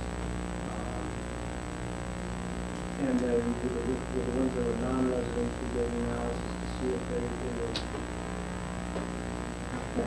it's not a real word, don't go back to their home districts, but under DPI regs, you can't because they're part of a program that already exists. And those kids do not appear to have a substantial difference in the number of days that we're doing right now. We really have to have So is it new students that are moving into our district, or is it current and/or combination of students that are like now needing additional, we're now finding additional needs that we didn't, weren't aware of? Those from the fact that we can give you is there's one student who moved into the district, who requires a full time. I used to that and do it on that. So that's one of the 2.5 aides that we're looking for. And the other aid we have, I can't figure it out right now. So there's an OU kid and a 50 groups.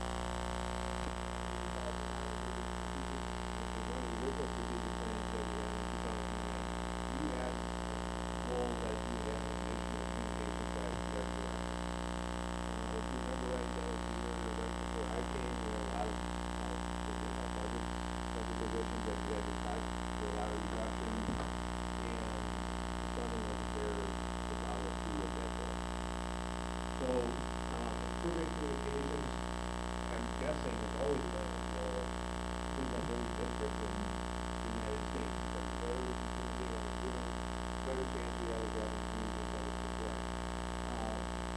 We completed this past year a community engagement process called Forward Thinking.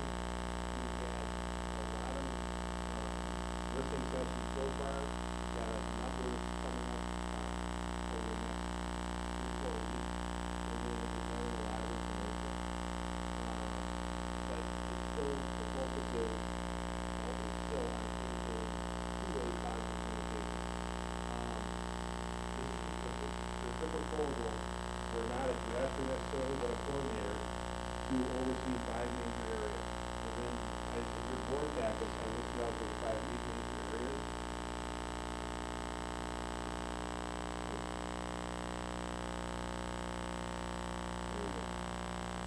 Internal communications, that's the communicating back and forth between what happens at the board level and how does the staff find out about it. You know, what kind of communications do we use when we're talking with the executive board and the directors and saying, this is the direction you want the board or the district to go in. We should be communicating that on a regular basis to our internal staff and the staff.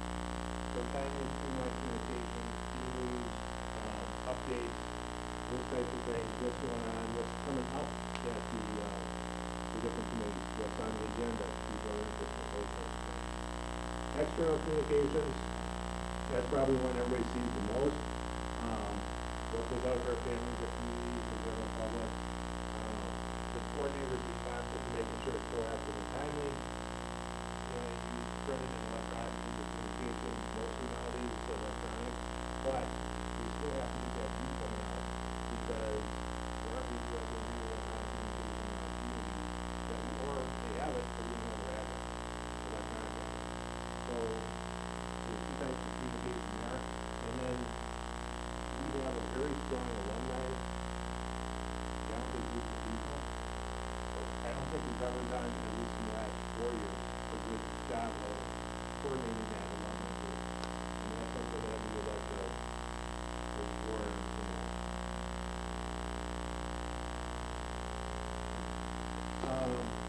It was interesting, we had to talk about the social media, increasing the frequency, the types of Facebook, Twitter, text messaging, blogs, those types of things. The website, Eric's done a good job with the website, but that's not what I want Eric spending his time on. He's an instructional technology coordinator. He gets excited over the instruction. Not necessarily, I'm going to set this up, and he's good at it, but he has some full skill sets. So I really want him to stay focused on the instruction. So this person would take on the broader sense of the website and review and revise, make it user-friendly. So it's easier, instead of going through 5 steps to get to what you're looking for, you might have to just switch that. I need to spend a lot of time with that website development task, but I tried to specify anything you need within 2 steps. It might just change things around, so just spend a lot of time. Media relations. We've talked about this before. It's a highly competitive society for public schools and schools in general. So we want to maintain a positive media relation. We want to brand our district. We want to be able to show that we're a very effective district. The best way to do that is to get it out in front of people. In the absence of communication, we learned that over the past couple of years that people fill in the blanks and sometimes not accurate. If we give them the accurate information up front, it avoids issues and put a positive spin on the district. That's pretty much it. In the board packet, I also had the job description. Actually, it's more like a task list. But if you notice, every one of those bullet points is in one of these 5 categories. And we do have a placeholder, so when I do go to finance, we can do this finance meeting, hopefully the next week. He's doing next week. Next week. Okay. Then, we would be able to point out that we have a placeholder for this type of position already in this budget. Questions, thoughts, comments? Well, one of the things that had come up in the personnel committee was, we kind of asked it for a survey for some of the area districts to see if this is a position that other school districts have. Maybe to find out whether, if it's full-time, part-time, what the salary range was, as well as, we have a pretty good idea what our own job description, but maybe we see.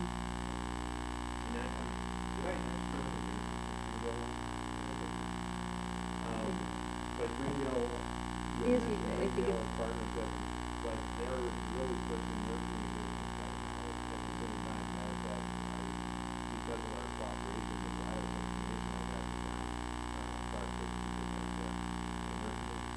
My question to Lowell had been, we've been talking about partnerships a lot with this. Would this be a position that could be shared between the Greenfield School District, for example, and the Whitnall, and the answer is they already have full-time. They have 175%, Greenfield, yes. They've got several, but I know they have one for sure before. And then beyond that, both,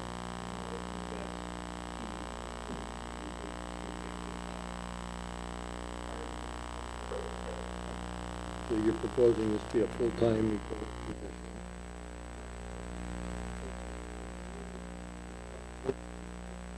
First, yeah.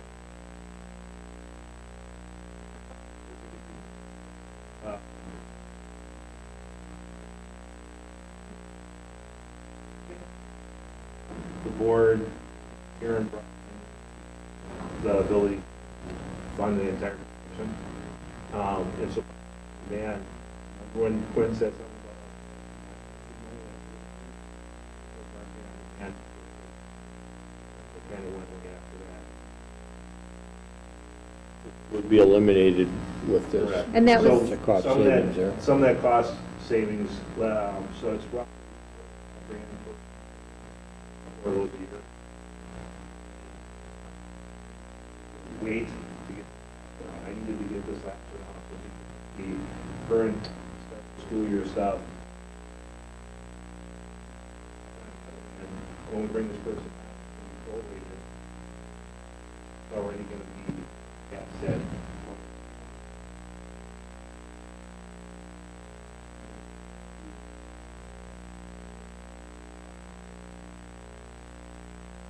But some of that, we identified a list that we'll use With finance, Yeah. I would recommend. And we asked for that personnel finance.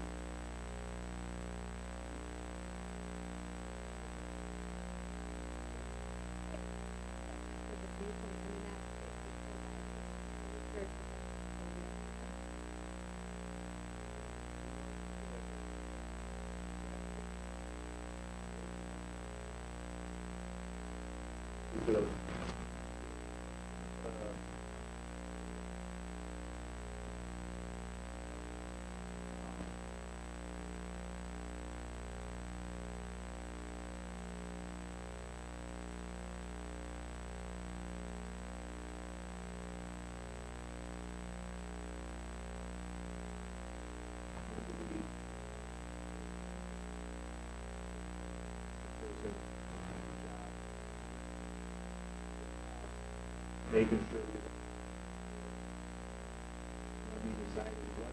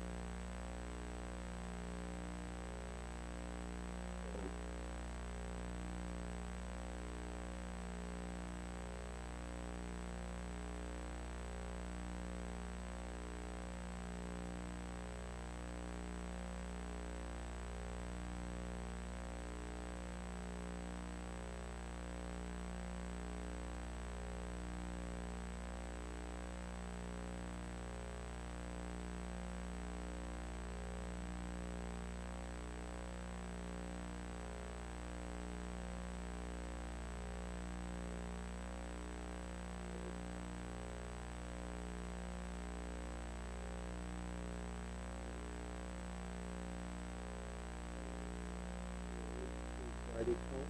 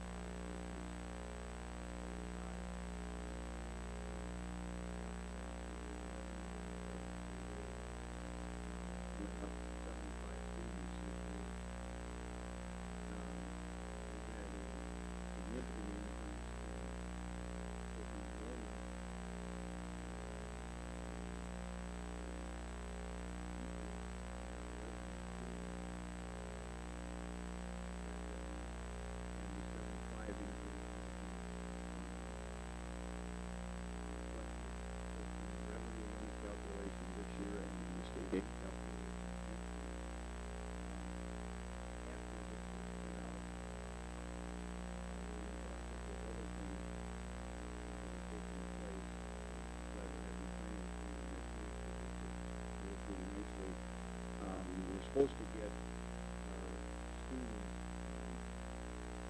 our school aid certification from the DPI tomorrow, but the governor called a special legislative session to try to figure out how to distribute an additional $40 million this year and $60 million next year as part of the plan to increase property taxes.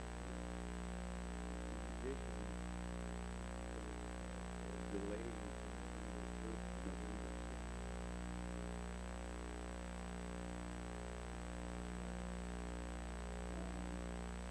Our property value information was received at the District 4. Our property value actually went up about 2% last year. One of the things that might bring under levied in terms of the revenue limit already for this year, having an increase in the property value.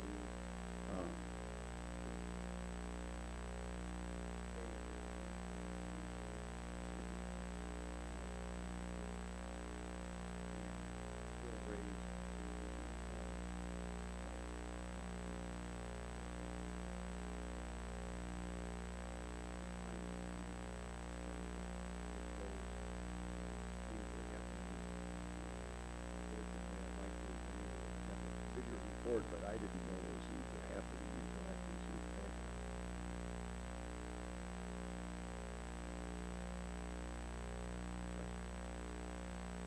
It's part of the, when I looked at the 75 and kind of where the complications were, page 4, page 4 and 5,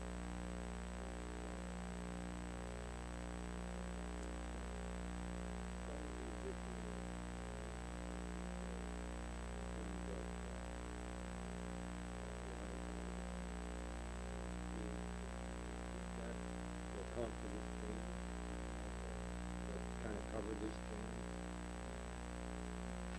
We're up 75 feet, of which there are 2 grades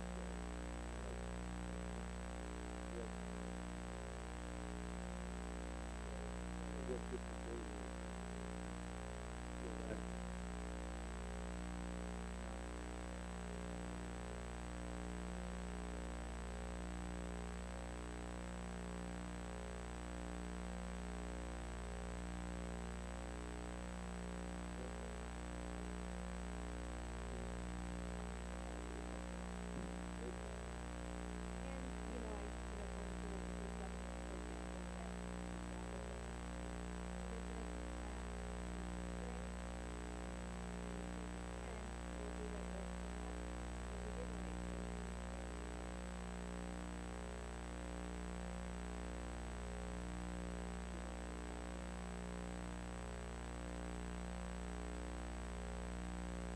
okay.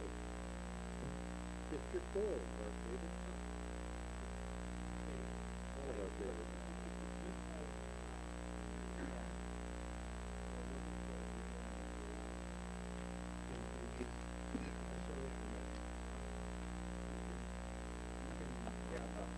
We can say, all right,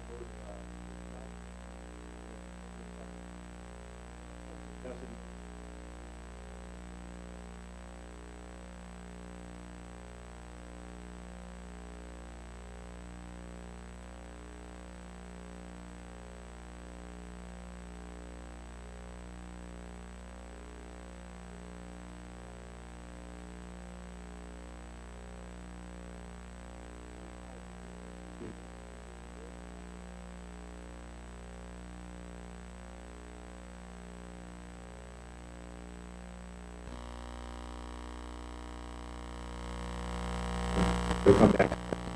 But basically, in the board packet under goal 1, this is letter A, the main heading.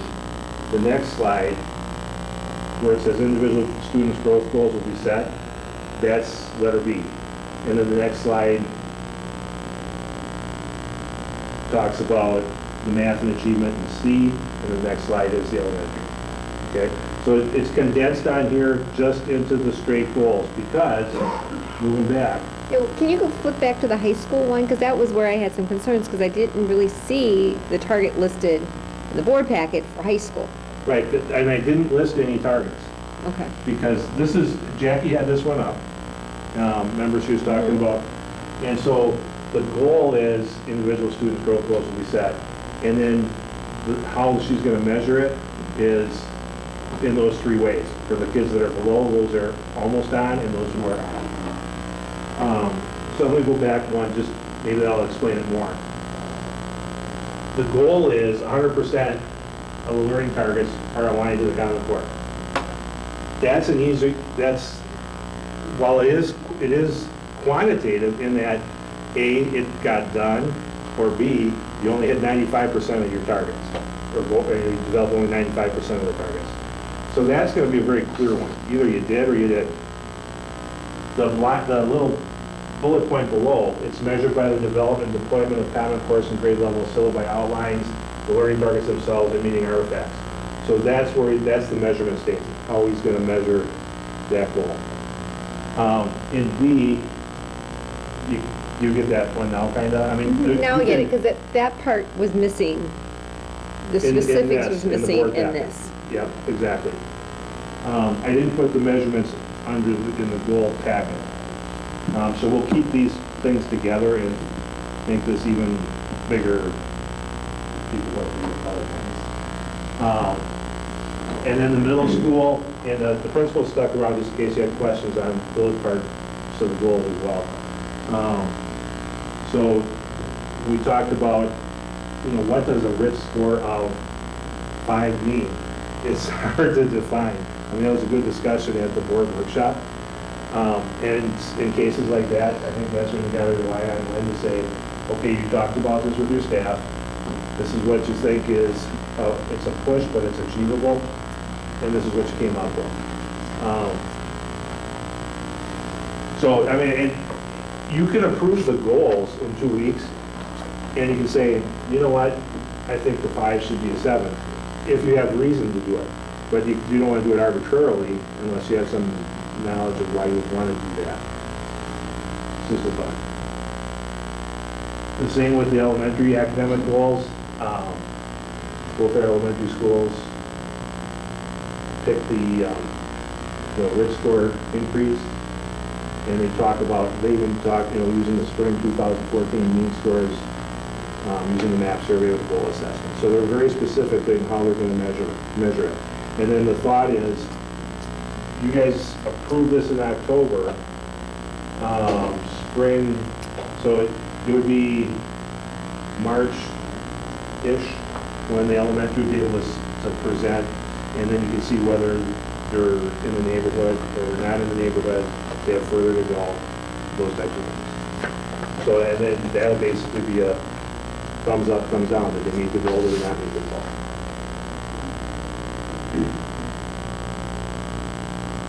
Communication, that was one of the big changes. When we changed it from community to stakeholder. That was a change we made at the meeting. Because everybody, I mean, even from the senior citizens to the young couple that doesn't have kids yet, they're all stakeholders if they're property, if they live here. So engagement, what kind of engagement tools can we use? And that's where that communication coordinator can also help. Forward Thinking is an awesome program built on volunteers. The number of, it's kind of like when you do your planning, the number of hours people put into it is astounding. And, while it's great to get 20 hours a week out of somebody, we really can't count on that forever and ever. So that was my plug for the other position. And I'm okay with this goal, but we will need, like, to me, increased stakeholder engagement, what does that mean? I think at some point we will need to sit down and And I would put like- some benchmarks of what we mean by that. Because I just think that's just vague and doesn't really say what we're going to If we could come up do. with that, I would be forever thankful, because one of my first goals is that you meet these goals. And if I can have something concrete, it's easier for me to present to you and say, yep, hit it at 100%, or I'll hit it at 98%. And under communication, I would like to see something specific related to the website, because while I think it's been developed and it's good, I think it's still a work in process, and that's something that I hear from parents still is a little bit of, let's make sure that's up to date, make sure it's easy to read. That could be So, one of those measurement I thi- process things right. underneath. So when we do that, I think that needs to be under communication, because that's something I keep hearing. Fiscal responsibility, I mean, there was one of the only changes on this one was the second bullet point, which it says not create, but update our 3-year capital improvement plan. And now we want to start going down as, okay, now in a month or two, when we bring the pool in front of you, how are we going to propose to actually finance that? When we bring the plan for HC in front of you, how are we going to propose to actually finance that? So that's one of those things that has to be in that 3-year capital improvement plan, I would think. And is that, Well, and that's why, that was my comment when I was reading it again, is I just don't want to update it, but I want it to actually, the goal is to have been given ideas how we're going to finance it. And Doug had actually outlined that a little bit in his notes when we were doing our, but I think that's important, to be part of the goal is not just, not just list them, but have some strategic plan for financials. The wording that we used at the workshop was update and prioritize 3-year capital improvement plan with the financing options. I like that. I don't know. Yeah, I would add that. with and then goal 4. Kathy, did you get that note about? Yep. We don't have to scribble it out. Can you go back, that you had the evaluation of purchase services? We say work with the board to evaluate the variety of purchase services, requires a top 5 We changed services. it in here, in the board packet. I didn't change it up there. I'm sorry about that. But I said, you had mentioned using the top 5. Yeah. meaning dollars, amounts And spent. the rest of that is to, the purpose is to identify cost-saving opportunities. So whether, if it's the top 5 or the top 10, what we're trying to do is see if there are some costs that can be reduced by looking at alternatives to those purchase services. So, and that's, So the goal just is to looking at them, to say, here evaluate. they are. The goal is to reduce costs by evaluating. Right, to Okay. evaluate. So if you would put that up front, that would be more important, because if we just evaluate and don't do anything with it, what's the Identify purpose? cost savings opportunities by reviewing That's better. the services and providers of the Right. top 5 to 10 I like that. Yeah, I like that word. district vendors. I can send you wording. Appreciate it. All right. The technology advancement, pretty straightforward. I mean, you put a lot of time into this and a lot of planning. Basically, you have to sustain what we just put in place. So we have to continue to provide the support for the middle school and adjust it as needed. And then what he did last year was put the infrastructure in place for the middle school. Now he needs to do that with his team for the high school. And don't we have very specific goals that, like, what year is going to, it's going to be 9th grade next? Is that right? It's 9 to 10 for. And that's next probably year. spelled out in a different plan. I just kind of like it all in one page. It's 9th and 10th, Eric? 9th and 10th? So could we maybe implement that into that, At high school grades the 9 high to school 10. 9 and 10?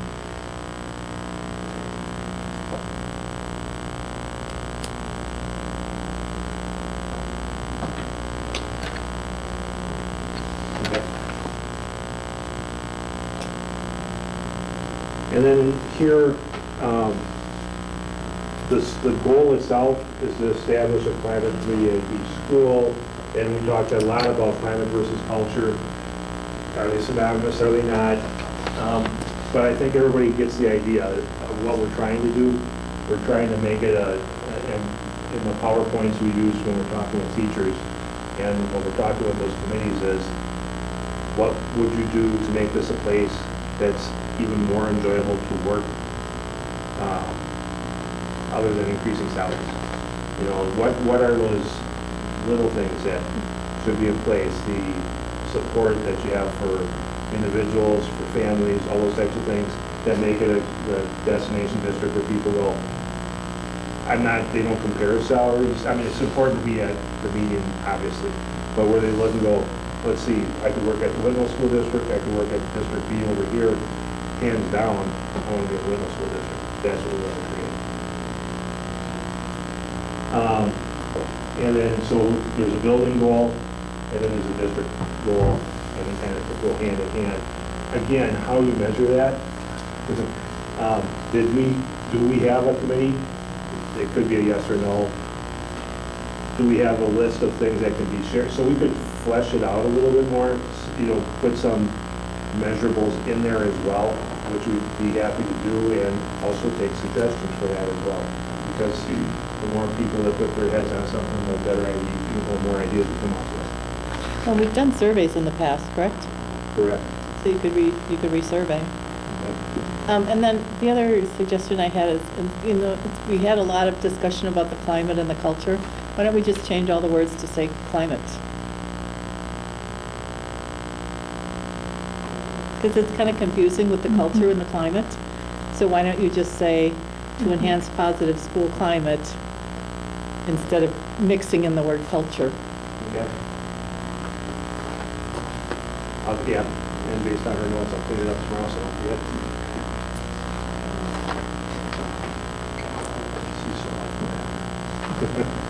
Yes, she is. Any other comments? Just going back to the academic rigor, I know we want to use predictive measurements. I don't know how we can ignore the district report card as part of our goal. I don't know how we can, you know, I know it's looking in the rearview mirror. I think Tony uses the word autopsy a lot. Must have had an anatomy course recently. But given that it is the standard for the entire state of Wisconsin, how can we ignore that? Well, if you're going to do it, you have to do it by looking in the rearview mirror, because we don't get the results until September that we can share. So if you set the goal for this year, we already have the results. You're right. So we already met it, that exceeded Right. expectations. Now, you could say then your goal for next year, I don't know, we'd have to think how we would word it, but for the district to say this, to exceed expectations on the district report card, Right. when the report cards ever come out. There's nothing that says you can't put it out there.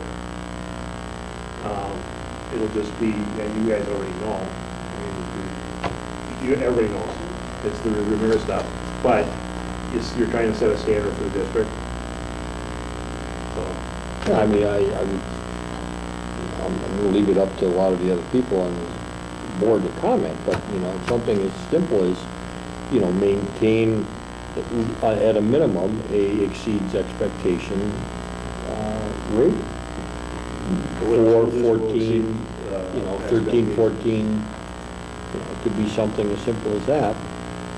It's a quantitative measurement, it's well-defined, specific, it's actionable, time-bound. So, We really want to increase our rating. I mean, not that it exceeds expectations At a minimum. necessarily, but the number Minimum. amount, the number. well, I mean, you could, you know, it depends on how granular you want to get. If we're setting district goals, it's going to be the district number. Right, so what was You that, may have it 78.1 at the individual school or number. something? I mean, last year, it was 78.1 for the district.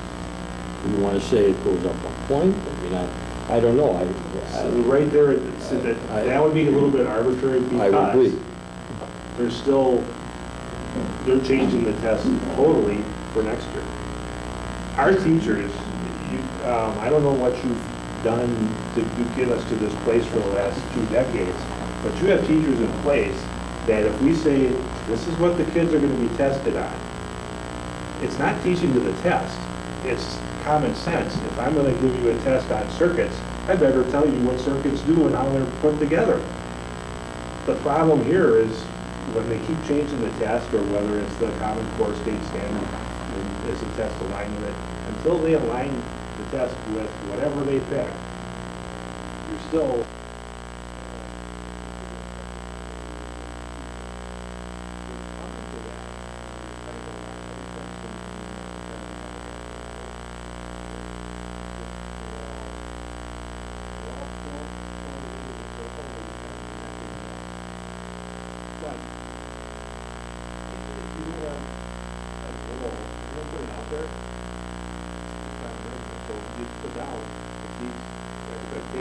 Right.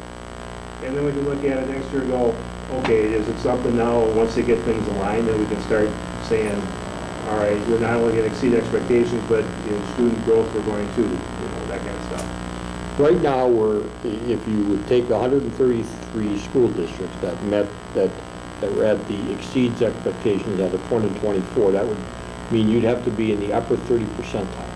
I mean, if you wanted to do on that basis, you could say, I wanted an improvement, you say I want to move it to the upper 25 percentile. Just if you want to get that mathematical. I think something as simple as maintaining at least minimum the exceeds expectation and identifying what needs to be done to get to the significant. Understanding that that goal might be very, very difficult to achieve. And one of the things you want to do with goals is make them achievable. There's only 7 or 9 school districts, help me Tony, in the entire state that achieve significantly exceeds, right? So, that might be a pretty tough goal. But I hate to see it slip.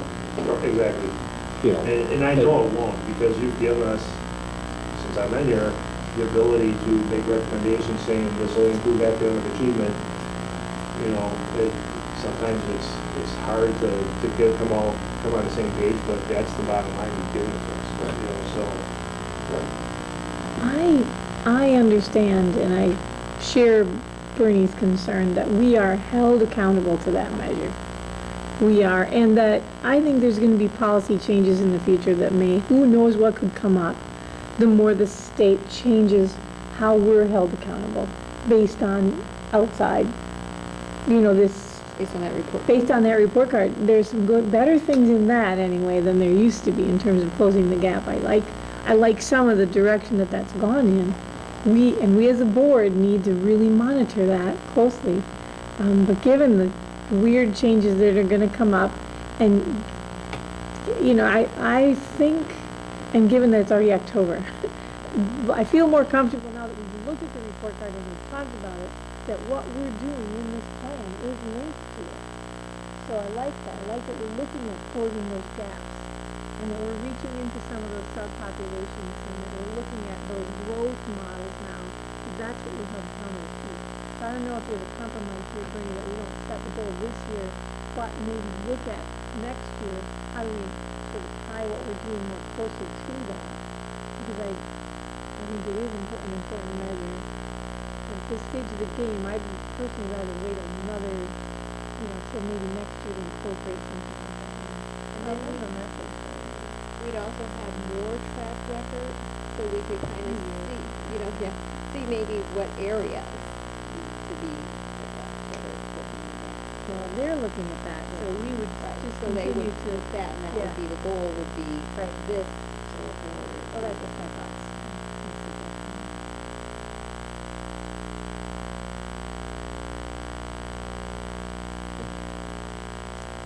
The only other comment it's very difficult, but the personnel committee wants to undertake it, to actually bifurcate measurement of the goal, or the kind of the qualitative goal.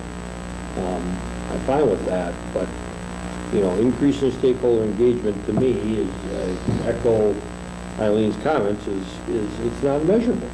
So if you want to say these are some preliminary goals that can include subject to the actual final measurements, I'm okay with that. Well, and we did talk about things at the workshop that could be incorporated into more of the measurements. You want the personnel committee to work on that? Well, I'd be willing to help with that. I don't know if it has to go through the personnel committee or if we can just set up a separate You know, meeting just to talk about those. The personnel committee, you can attend any committee meeting you want. You're not banned from anything. It could, no, but I'm thinking, never mind. I don't care where it gets done, just so we do It needs to it. get done. I don't know. Needs to if get done. It really goes I on don't- books now, but Eileen's the perfect person to get it done. We gotta make something. All right, any other comments or questions, concerns? just make sure this gets communicated after next week throughout the district so everyone knows what our goals are. That's important to me. Well, if we approve the PR person, that's he or Their she's first, first job, right. right? Make sure that that's clear, okay. All right, item 5.8, discuss and take action on flexible spending account resolution. Doug, you wanna? Yes, Real quick on this, when the district first set up the flexible spending account arrangement, we did not have an HSA in effect. Now that we do, there were a few minor changes that need to be made to our FSA account because we will be keeping that, obviously, as well as the fact that we've added the HSA. So I included in the packet copies of the language so you could see what the changes were being suggested in order to keep the plan within IRS regulations. My recommendation is to have the board adopt that short resolution that was included so that we can keep ourselves legal. And we feel confident that Diversified Benefit Services actually knows what they're doing now? Oh, We're yeah. not gonna have any more surprises from them? They always did know what they're doing. They did? Yeah, they did. Yes, they're not the Well, ones. then maybe it was a communication issue.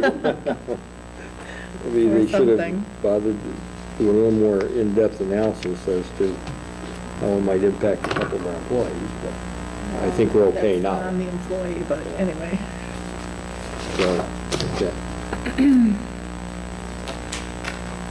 All right, questions or comments on the resolution?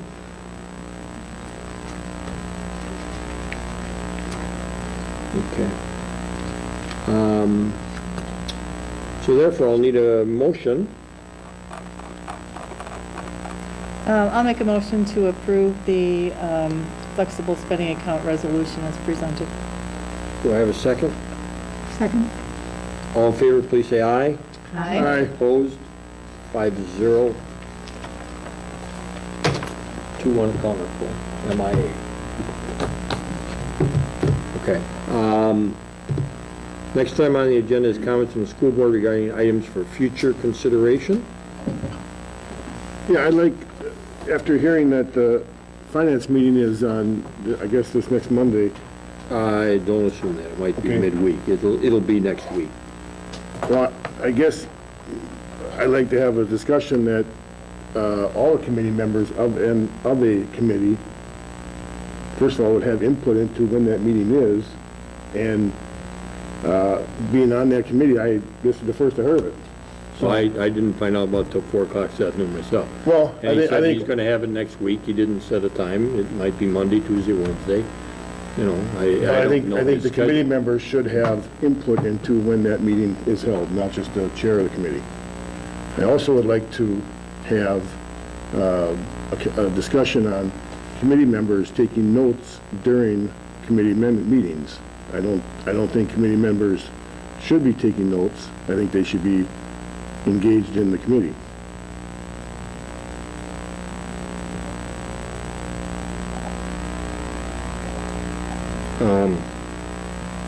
I mean, certainly, Well, we can have a discussion about that in a future time. As far as setting, it's always been, we try to make it so that as many people can make it to a committee meeting, but understanding that sometimes it's just not work that way. But you should at least ask the members of the committee if that date works, or when that date may be. So for Personnel Committee, what I will do is I'll, talk with Lowell about some possible dates, and then Kathy will send out an email to Eileen and TJ to see if that works for them. Yep. And what time works for them. Sometimes it doesn't always work for them, and we have to go anyway, but that's how we do it, so. And I would think that that's how the Finance Committee works, but I don't know. And it does not. It's kind of, if you have 2 out of 3 that can make it, and one just can't, Right. you have the You meeting. have to go without it, You have to right. go without it. You're missing the point. The committee member needs to be informed of choice, Right. first of all, and I'm not even Right. being informed of it. So I think being on a committee, it's not just the chair's decision to say, this is what it is. You need to ask the other committee members. I think that process you follow is fine. The only thing I'd add is that, if you just can't make it, and 2 out of 3 can, then it's majority rule. But you have to ask the person, And and that's not happening. I think I just prefaced that by saying, I would agree with you with that, And for a while, we had tried to hold the Personnel Committees on the first Monday, and then the Finance Committees on the third Monday, Right. so that all the meetings are on Mondays. Right. And that worked for a while last year, but then, it kind of changes because personnel doesn't meet every month. I think everybody should have input, say, here's what I'm anticipating, can you make it at this Right. time, not everybody can make it during the day, some, schedules don't permit that. Right. It's just the way it is, so we try to accommodate everybody as best we can. Okay, board member announcements, anything anybody wants to announce? Some things. Go ahead. Take some and pass them down. Oh, give me one. Sorry, I didn't make one. No, I got it here. Forward thinking, a quick, brief update on the forward thinking. We have several, first of all, thank you to everyone who has shown up. Thank you to our administrators who took the time to do one last week. And thank you to all the volunteers who are making this happen. We have, I want to shout out one of our alumni, Jessica Balling, who's helped update our little blog and website. She's an alum who graduated from Stevens Point in graphic design. Unfortunately, she got a job too soon, so we're not going to have her as much now, but she really did a good job of updating our website. It's forwardthinkingcommunities.com. So if you want to find more information out there, and certainly there's been some other wonderful, Nancy Balling, her mother's been typing up a lot of the data for us. A lot of good things, so a lot of conversations are being discussed, but at the moment, October 17th, we have one in the board, in the morning. We're just trying in the morning to reach out to another group in the morning. If anyone can come, please let Kathy know. We have the October 28th, we're doing one in the boardroom before our next board meeting, so the public is certainly invited to come to that. October 29th, the Chamber of Commerce is hosting an event here at our complex, and they've sent it out to all of their members, so that's good. In addition, we've talked with the village board. It's tentative that they'll host something before their next meeting on November 4th, one of their committee of the whole meetings, I think, or something. Not confirmed yet, we're just having those conversations. We've had some conversations with other groups, so we're inviting the Botanical Gardens, we've talked with the Historical Society, Women's Club, right? Eileen and I have been out just going to events and talking to people, to the farmers markets. We continue to try to spread the word to get people to host conversations, and if not, to come to these events. So even at the PTOs, I want to compliment all of our schools. I wish I could have gotten to HCE, but I was able to attend all of our PTO, or our open houses, and it was really fascinating to see the wonderful things going on in all of our schools, but we've been, trying to get the word out through parents there. Luann, HCE PTO said they would host one on the 19th. Okay, and the Student Senate is hosting one on the 28th in the morning, or their group is going to do a listening session, so we'll have reached out to students, Some groups we're trying to get into yet are churches, senior centers, and maybe even some apartments. We're working on all those groups, but it's going well. We are, I have about 40 to date. I think our goal is to get to a couple hundred people, so we've got a ways to go. And we'll probably be doing these. 150.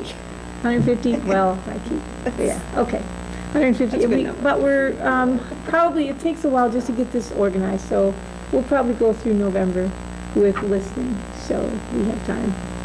And the WSBS selected us to present at convention for forward thinking. We put in a proposal and we've been accepted, so we'll be presenting at convention. So it kind of helps us put our feet to the fire too and make sure we get all the stuff done. And hopefully we have some agreement ready for the board by that time, we hope. Where's the Whitnall Athletic Complex? Who's that? Falcon We're gonna Field. start down there and Oh. then move to another location because Oh. we also rent the facility out, and so it's not one of our conflicts, but there's a youth soccer thing going on that night. So we'll have to, we wanted to highlight the facility for our business after hours, but I think we'll do, the Booster Club's gonna help us. I sent that email on to Luann.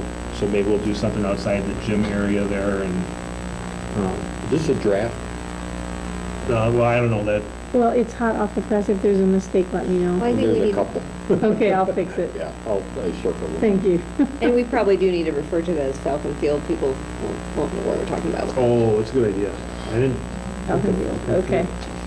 Big sign. Mark it up. oh yeah, Send the it big back down. sign. Got lights on it. But that might be moving a little bit anyway. So, No one's, there's some capitals that For should those be of you- capitals, there's a that's number weird. and O in there that shouldn't be, and so it should be capitalized. oh, yeah. That's mine doesn't have that. Oh, well, there's top and bottom here. I'm trying to, Oh. save. Okay. All right, so I'll clean that up and get that out to you, so. Okay, so thank you, everyone. Anyone who would like to participate, let me know if you haven't. We're also looking to set up one more night date, because we haven't, 5 o'clock's a hard time, 5:30's a hard time. If we could get one more date, like at 6:30, and we want to email the 150 people that signed up to do something on our survey last spring. So it's taken wonderful Eileen a while to, we had to retype all those. So we finally got that list done, so everything takes time, but it's going very well so far, right? Anything to add? Might be a little chilly on October 29th outside, you know. Yeah. Last time I looked, we're not gonna put a retractable roof over that, so. And we're not renting a tent, so there. Anything else? Well, I think we should announce that we're, many of us are going to attend the Wisconsin Association of School Board annual, it's called our annual meeting. Next Tuesday? 22nd? The 22nd. So who's all going? I'm going. You're going, right? Yeah, You're both going. Lynn, Eileen, Yeah. yeah, he's the coordinator. Do you have, information on it? I signed you all up with your email addresses, and I thought they would send you a confirmation, but let me look through my email and see if they sent me a confirmation so I can forward it on to all of you. Yeah, we can go to that session prior. Because you were, because there was two different things. There was a workshop prior from 4 to 6, and then the meeting. And I think You and Bernie were going Bernie and to. you were both going to go to the Open workshop meetings. from 4 to 6. Mhm. And then you and Eileen and Nancy and Luann were all going to the meeting afterwards. I'm going to meet afterwards, The dinner. You're going The to the dinner. meeting Oh. at 6 after the session. bedtime. We'll have a good showing. It's at 6. I'm telling you. Just telling you. Okay, anything else? Okay, then, I will need a motion to adjourn in a closed session pursuant to Wisconsin statutes 19.851C to discuss administrator contracts and compensation. Do I have a motion? So moved. I have a second. Second. I need a roll call. Luann? Yes. Stephanie? Nancy? Yes. Bernie, yes. Yes. Yes. We are in closed session. Thank you. You have to make this. No, prior to that, wasn't it? Oh, this is. Yes.